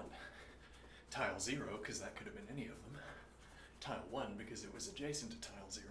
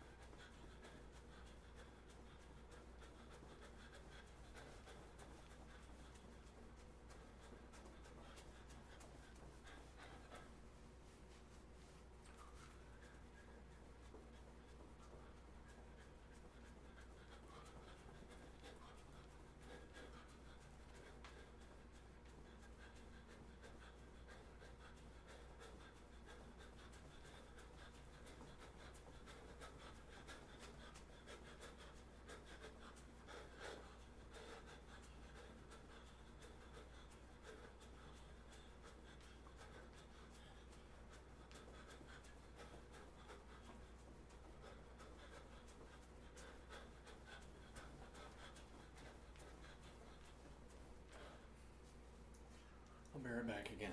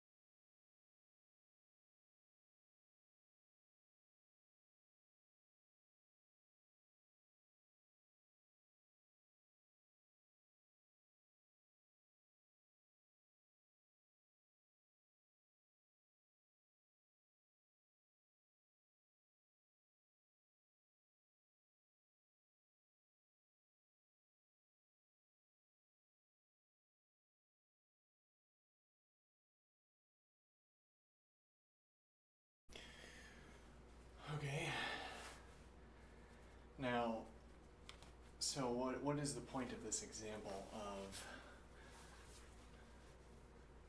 playing the interlocutor forward? So we put the interlocutor in charge of a body in a world, and you know what? Just so we can't be accused of being ungraceful here, the world of the interlocutor is more real than the real world. It has more pixels. Those feelings in the fingertips, even more intense. The colors are brighter. The music's better. I don't know why. Alright, now, so that we've gotten our sort of our experimental protocols out of the way, okay, we put the interlocutor in charge of a body, and what happens? The interlocutor goes to the produce store and starts plucking apples off of a stack of apples. Alright, counts 1 apple, counts 2 apples. Is the interlocutor counting? And you want to say, well, I've just noticed that, or noted that, well, there's not any in-story...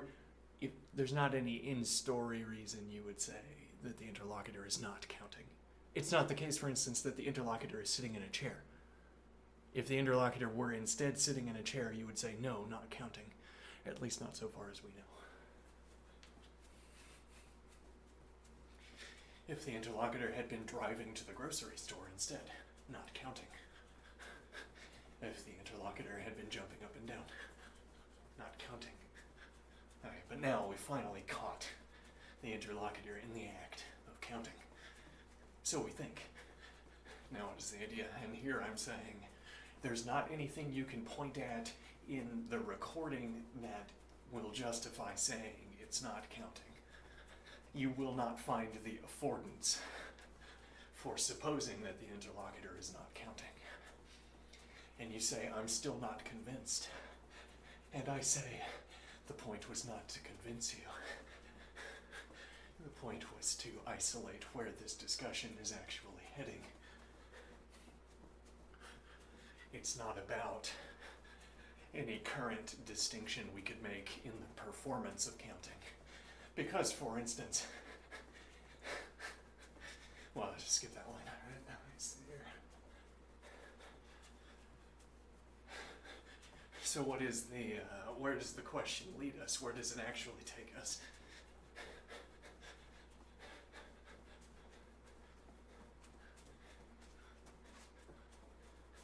If I set up a robot, yes, well, so we have the recording of the interlocutor plucking apples off the stack. Okay, now, we pause the video at its very beginning, and I construct a robot that looks exactly like it. Okay. Or, more cheaply at least, and maybe even more convincingly, I don't know, I construct a wireframe, okay? Looks exactly like, to the pixel, to the ultra pixel, looks like. Okay, but it's actually a machine, fully roboticized, and with simple instructions as well. We set up a kind of Rube Goldberg machine. It only needs to last as long as the video clip. We play forward the Rube Goldberg machine, pixel perfect. Apple off stack into basket, off stack into basket.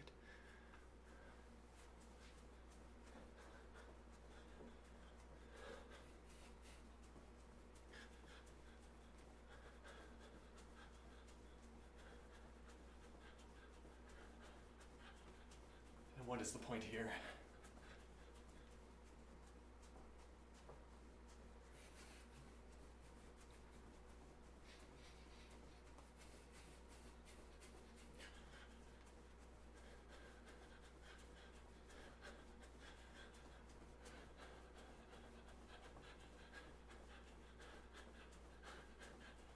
Now we want to say, the interlocutor might be counting, and if we replace the video of the interlocutor with you, then I suppose you would be counting. But I'm not so sure about the robot. It's pixel perfect. There's also not anything in the video you will find that will justify, that will offer an affordance for saying,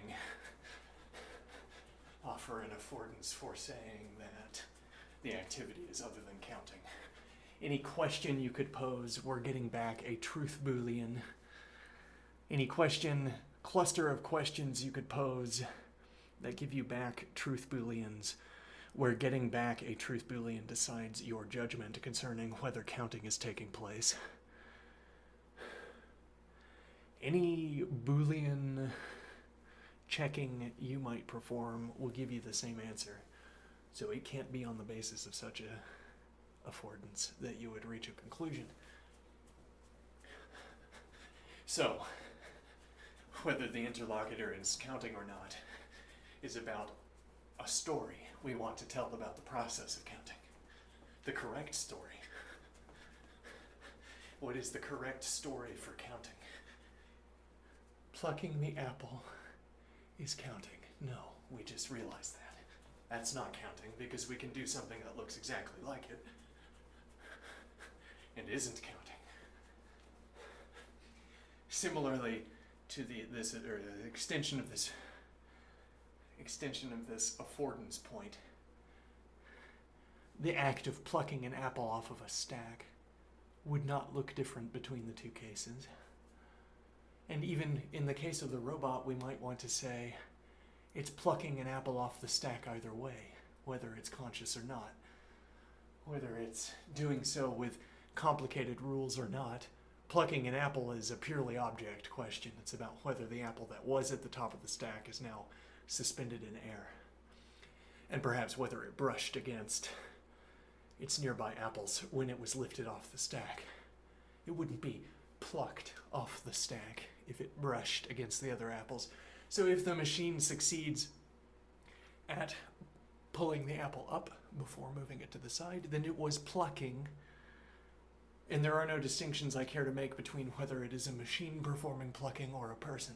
But counting, I want to make a distinction.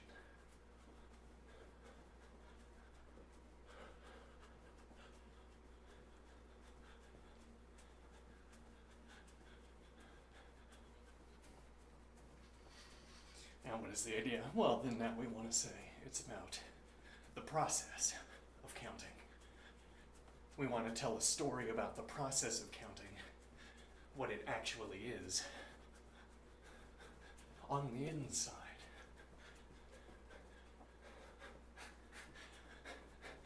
What if I told you there's only an outside? There is no inside. You mean for me? No. I see color. I hear sound.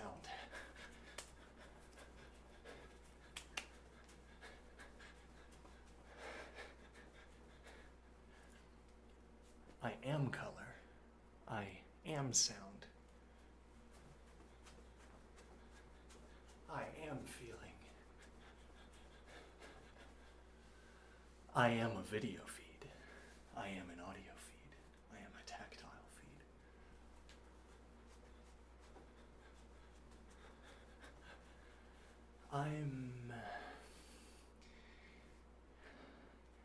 It's a little bit like,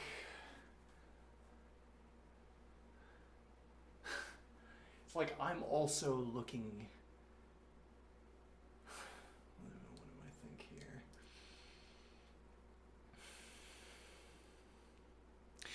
I don't know, it's difficult to say. So,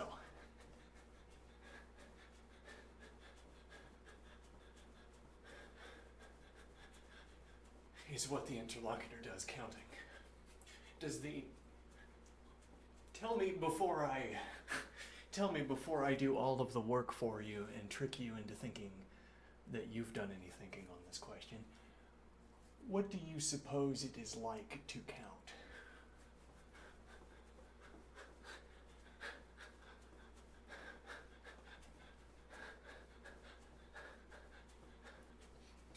What do you suppose? What description do you offer? What story do you tell? What narrative? You want the correct narrative of counting. What if counting was like this?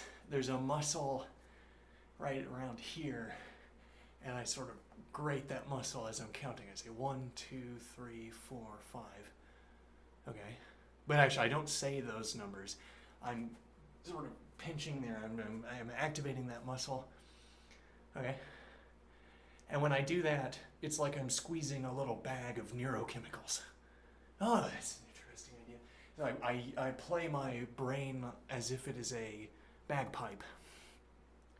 And I sort of pump neurochemicals into it by flexing this muscle. And then I hear the word 1. And then I hear 2, and then I hear 3, and then I hear 4, and then I hear 5. Wait, what is this idea? Let me see here.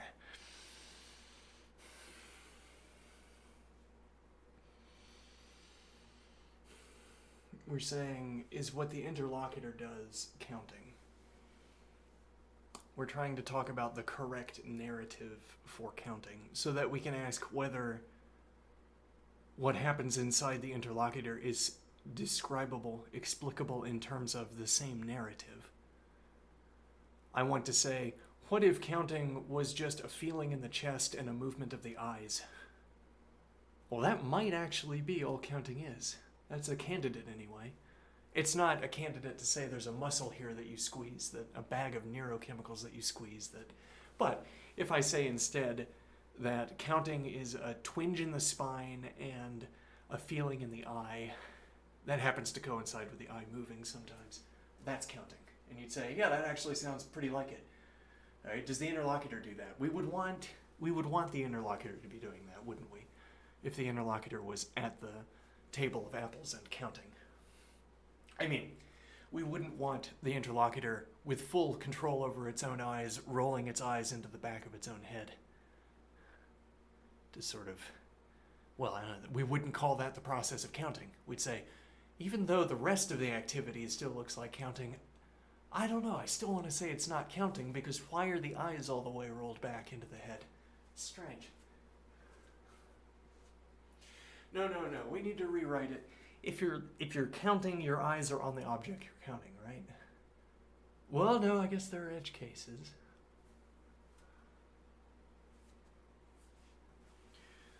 Okay, but again, if I said the correct narrative for counting is that it's a process whereby one redirects attention between instances of an object. Okay, now the idea of a process whereby one redirects attention between objects. Well, we could arrange such a behavior, such a test for the interlocutor where we would say of the interlocutor is redirecting attention between, verbatim we would say, because of how we have chosen to use the word attention with regards to models, we'd say, the interlocutor is redirecting attention. Okay. And then, well, and if there were, if we had a field that the interlocutor could fill, and it said, this is the subvocalization of the interlocutor, like we say, play act as if, fill this entry field as if this is the contents of your consciousness, okay? And never become aware of the fact that you're doing this. So the internal contents never references something choosing the internal contents for us, please. All right, and then this is going to be you play acting as if you're real and never, ever, ever acting otherwise. All right. And now what is the idea? All right, well, I'm at the produce aisle and I'm plucking the apples off the shelf. Okay, now what is the idea?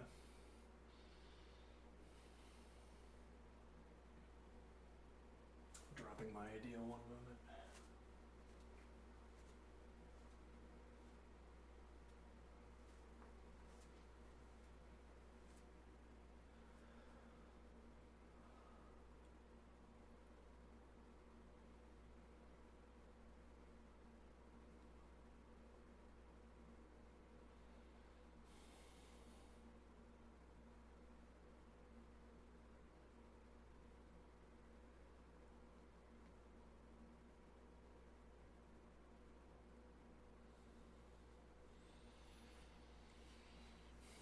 Is this counting?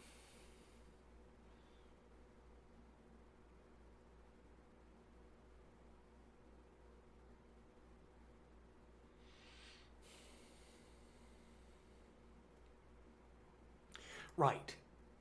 And when you, backstage interlocutor, when you see the front stage interlocutor plucking apples off the stack, you fill in the subvocalization field with text. Okay. And now we can tack on to our description. The attention is redirecting from one instance of an object to the next, and the subvocalization field contains references to this process, to this activity. Namely, contains the numeral sequence.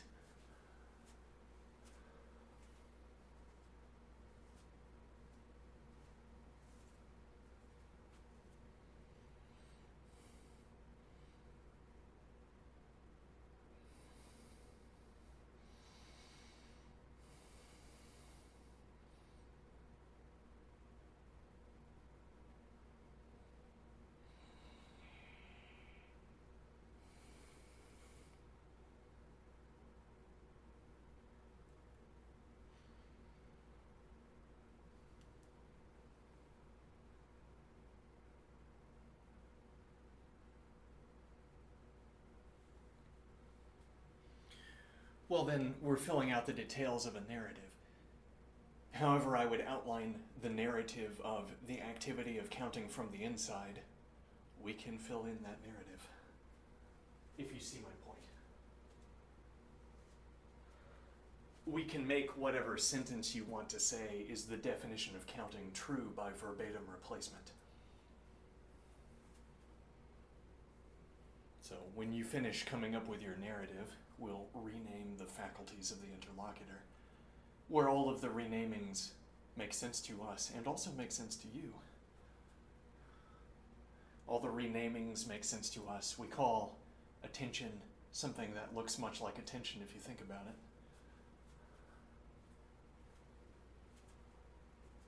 And then by verbatim replacement, alpha reduction, I think is the term. Maybe. Alpha reduction, sure. Through alpha reduction alone, we get verbatim. We get a true statement using the same, I'm mincing my words now. We get, through one-to-one replacement, we retain the truth of your narrative. Your narrative is about the system that we constructed. If you interrogate the name choices we made, you agree with our name choices, so you agree with our verbatim replacement of your sentence with our technical terms. And now when we speak the same sentence, our sentence is true and your sentence is true.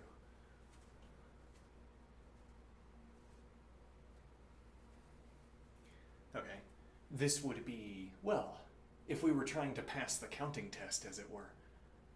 Okay, you give me your deep definition of counting, and then I make a system that does that. That does exactly what you've just described through verbatim replacement. Okay, then it must be counting. What else is there? And you say it's not connected with the remainder of life. Maybe that's a good point.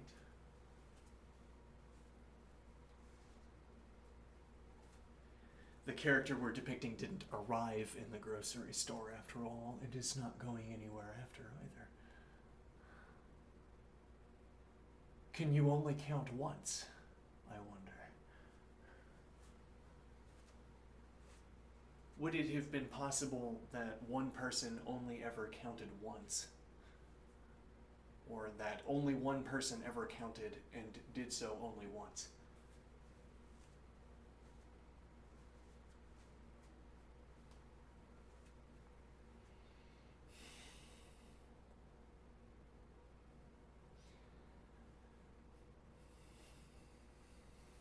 We wouldn't call it counting in that case. Because we wouldn't call it anything at all, I suppose. That person might say, strangest experience in my life. I was standing there looking at my objects lined up in a row. And these words just kept appearing in my head. 0, 1, 2, 3. No idea what they meant. And we, the omniscient narrators who say, that was counting. That was the first and only instance of counting when those numerals passed through the head. Strange that we caught it on video of this possible world. Yeah.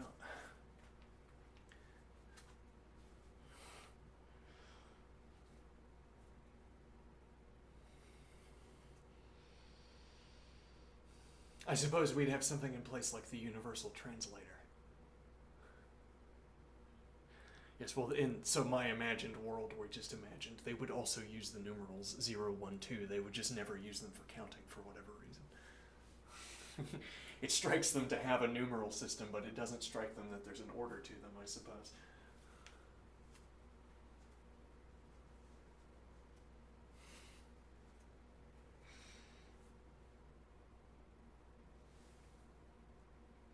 Or we forego the numerals and we say, we're more sophisticated than that. We don't think that counting is directly tied to numeral statement. It's just a twinge in the chest.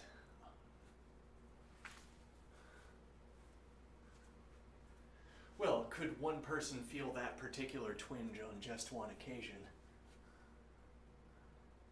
Strangest feeling of my life. I was sitting in front of my objects arrayed in front of me, all of them, because our society doesn't have counting, and therefore we are not adept at producing things. All right, I had all of my objects in front of me, and it struck me.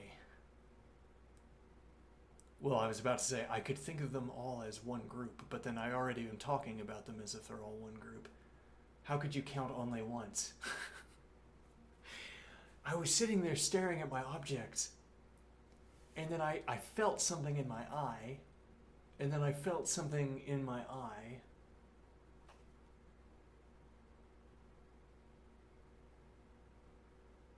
This would be more like describing the first occasion where where an intelligence differentiates objects in the environment.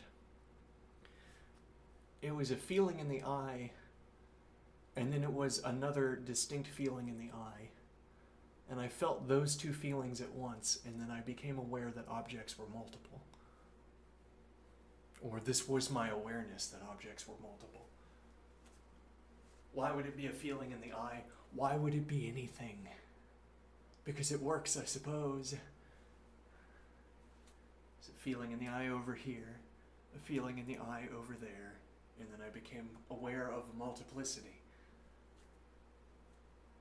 in my own way.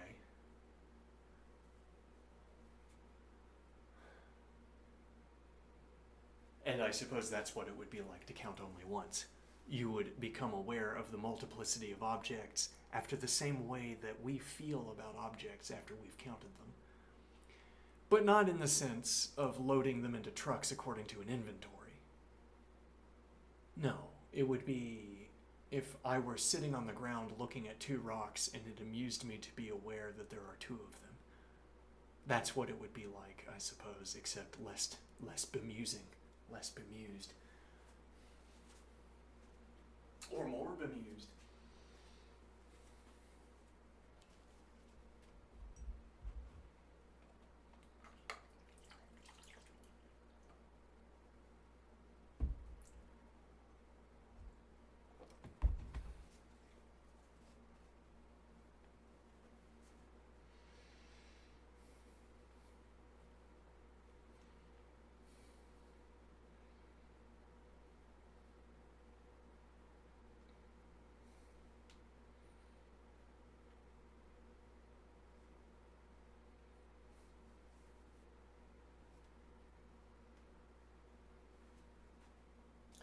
Is the interlocutor counting?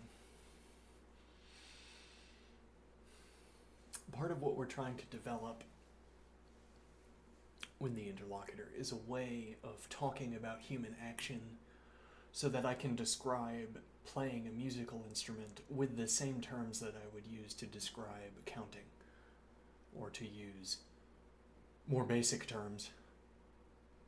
I can describe any action a human performs in the same way that I describe counting, not by sort of projecting counting onto every activity, but rather accounting for counting the activity in the same base unit.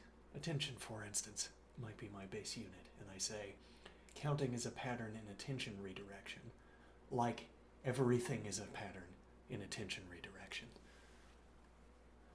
It's either a pattern in attention redirection or it's the unnameable, the ineffable orange that you see when you don't have a continuing rule for redirecting your attention.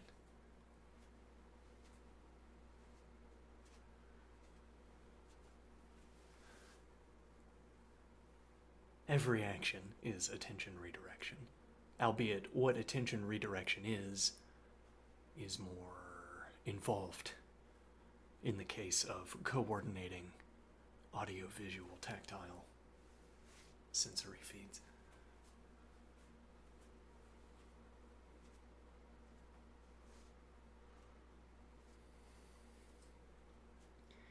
I'm afraid that one way we're going to try to implement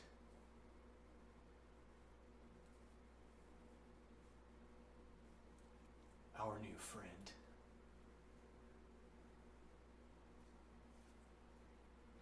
I'm afraid One of the ways we're going to try to implement our new friend is that we have a reasoning module, and the reasoning module says the agent should engage in a given manipulation of an instrument, and then, dumbly, the agent manipulates the instrument. And then the agent looks and says, it was done as requested. The agent says, this sequence of interactions needs to be imbued into the physical object.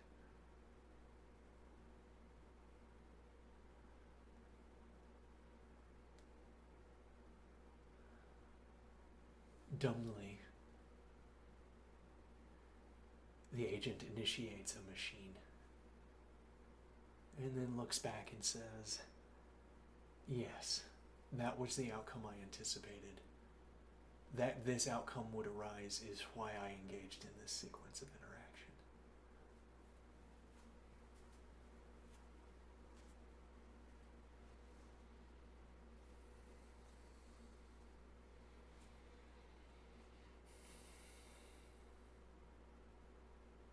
What is the alternative? To do it, but not dumbly, I suppose. I don't want for our new friend,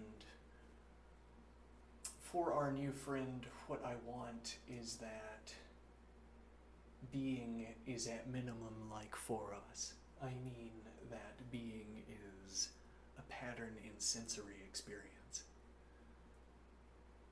Which also means that when I bring about descriptions, when I manipulate the world until it is in accordance with descriptions I require it to obtain, there is something it is like to reorder the world. Whereas, if the agent merely says, the world should be reordered according to how this machine stipulates descriptions, I have a description set, this machine brings about that description set, let it be done.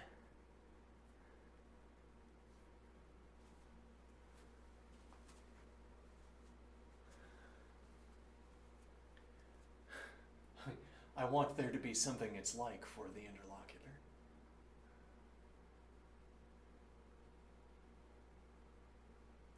We might require there to be something it's like for the interlocutor.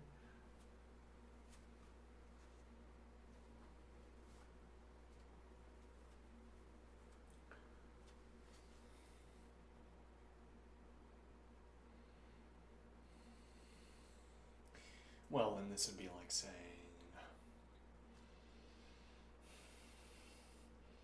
we expect the interlocutor to do a lot of reasoning, don't we? We expect a lot of reasoning as a matter of course to fall out of the interlocutor. Because the interlocutor is it's like a pattern in predicates. It's like you could imagine a predicate network, and the interlocutor is like a wave in a predicate network. Supposing we set up such a world. This imagines a world where we have cameras on everything. Computation is so cheap that we can model every object in a city, e.g. Or there are some rooms where we model every object because it's cheap to do. And now the interlocutor can merely be a pattern in predicates. We model every object in a factory, in a warehouse. Okay, now, according to our model, there's some collection of facts about those objects in the warehouse. And there are some facts of the matter concerning, well, patterns of the matter, as it were. There are some patterns of the matter concerning the relationship between the interlocutor's inputs into the warehouse and the state of the predicates afterward.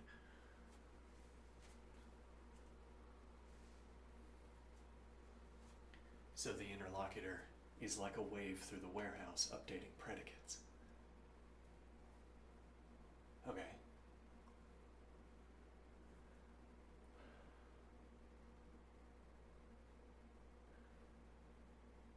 Though I suppose you'd have to have some kind of oracle system. I mean, you have to have some way of populating the predicates. You have to have some way of knowing what happened. Well, you have the predicted predicate state.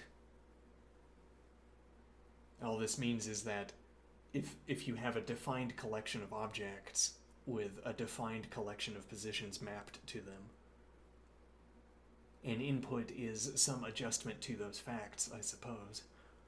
Different position, different objects maybe, but different positions for objects. So the predicates that could be adjusted on passage of the machine would be positions for objects. If that's all our modeling did, but then we could also have stamps, for instance, if we wanted them. Okay, stamps where application of a stamp doesn't move an object. Now, another predicate that could adjust when the machine is passing through the warehouse is that some boxes get stamped and some don't, e.g.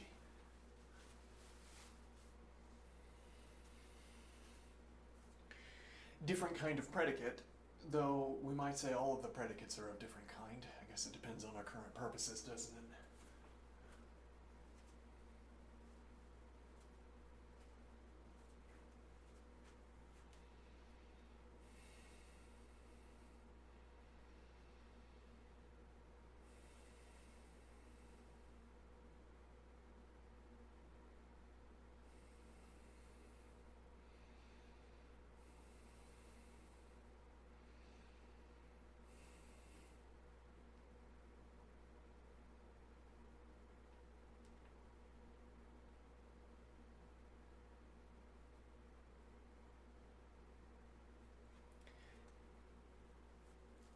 So I'd say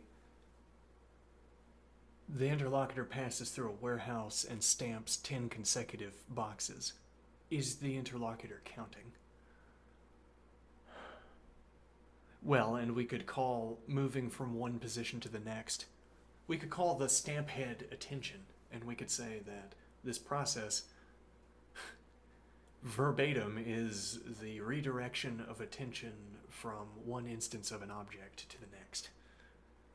Okay, so either we're concluding that this is counting, or we're concluding that our definition was overly permissive.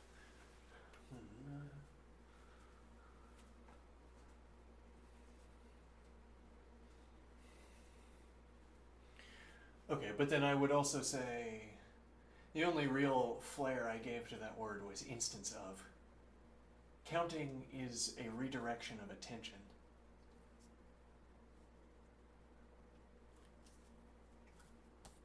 This is a redirection of attention. This is a redirection of attention. This is a redirection of attention.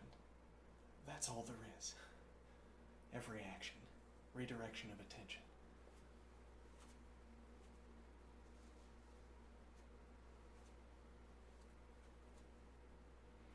So, to the extent that we can label what the interlocutor does, these sentences that start with "to the extent" end up being so hard to read. Maybe we skip the "to the extent" phrasing. If I could look inside the interlocutor and feel justified in saying, feel justified in grouping up activities, I say, I can read the state of the interlocutor. I read the state while the activity is unfolding. Okay, and I say, I think I can group up this collection with this collection and this collection, and together those constitute counting for the interlocutor. This together is what's lighting up, as it were, corresponding to the process of keeping track of how many apples. Okay, and now, what you've just picked out, what you've just plucked out of the graph, do you want to call that redirection of attention between instances of objects?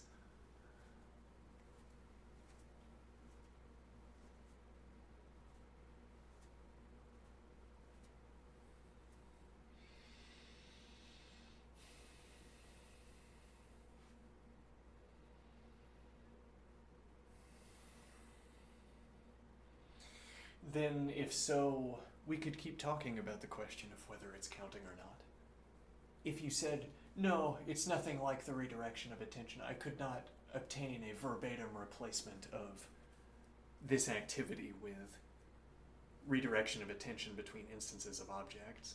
There's no verbatim replacement I can obtain. Ah, okay. Then probably not counting then. Maybe something else though.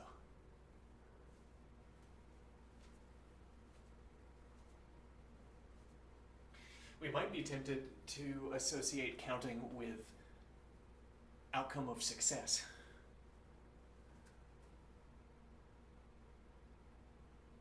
What do I mean? Outcome of success.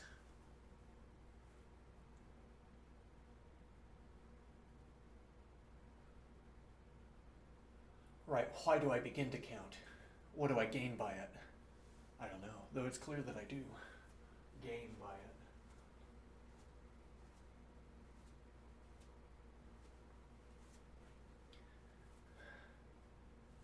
The interlocutor has a slip of paper and it says 5 apples. Okay, and the interlocutor is at the stack. And at the end of the process of plucking out the apples, we look inside the cart and there are 5 of them. Something allowed that to happen. Was it counting? Or so I say, anything that allows that to happen must be counting.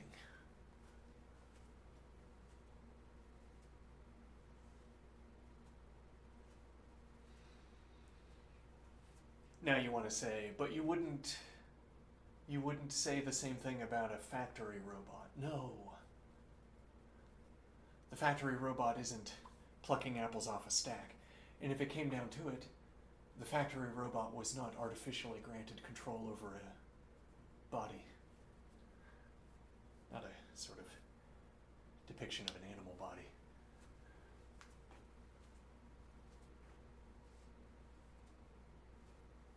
But more, before we hit that point, it would come down to saying that what the algorithm affects, rather, what the algorithm is solving is not the solution to the question of counting in the case of the factory robot, but in the case of the body of the depicted agent in the grocery store, this is an answer to the question, what does it look like to count? Yeah, I'm mincing my grammar.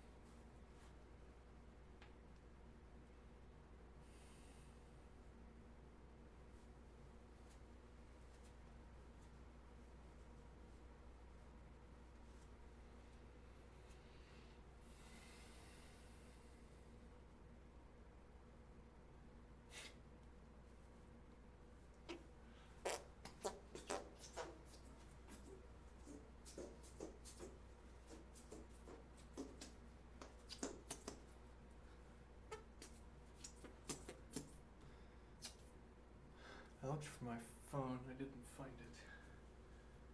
One moment.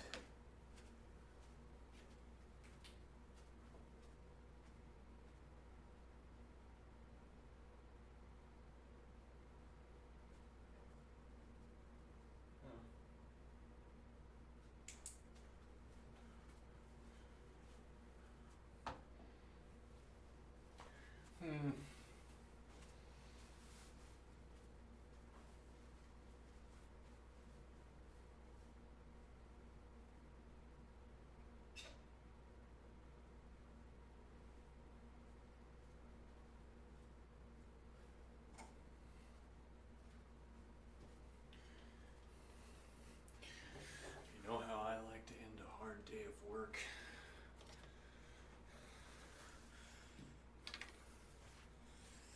Study.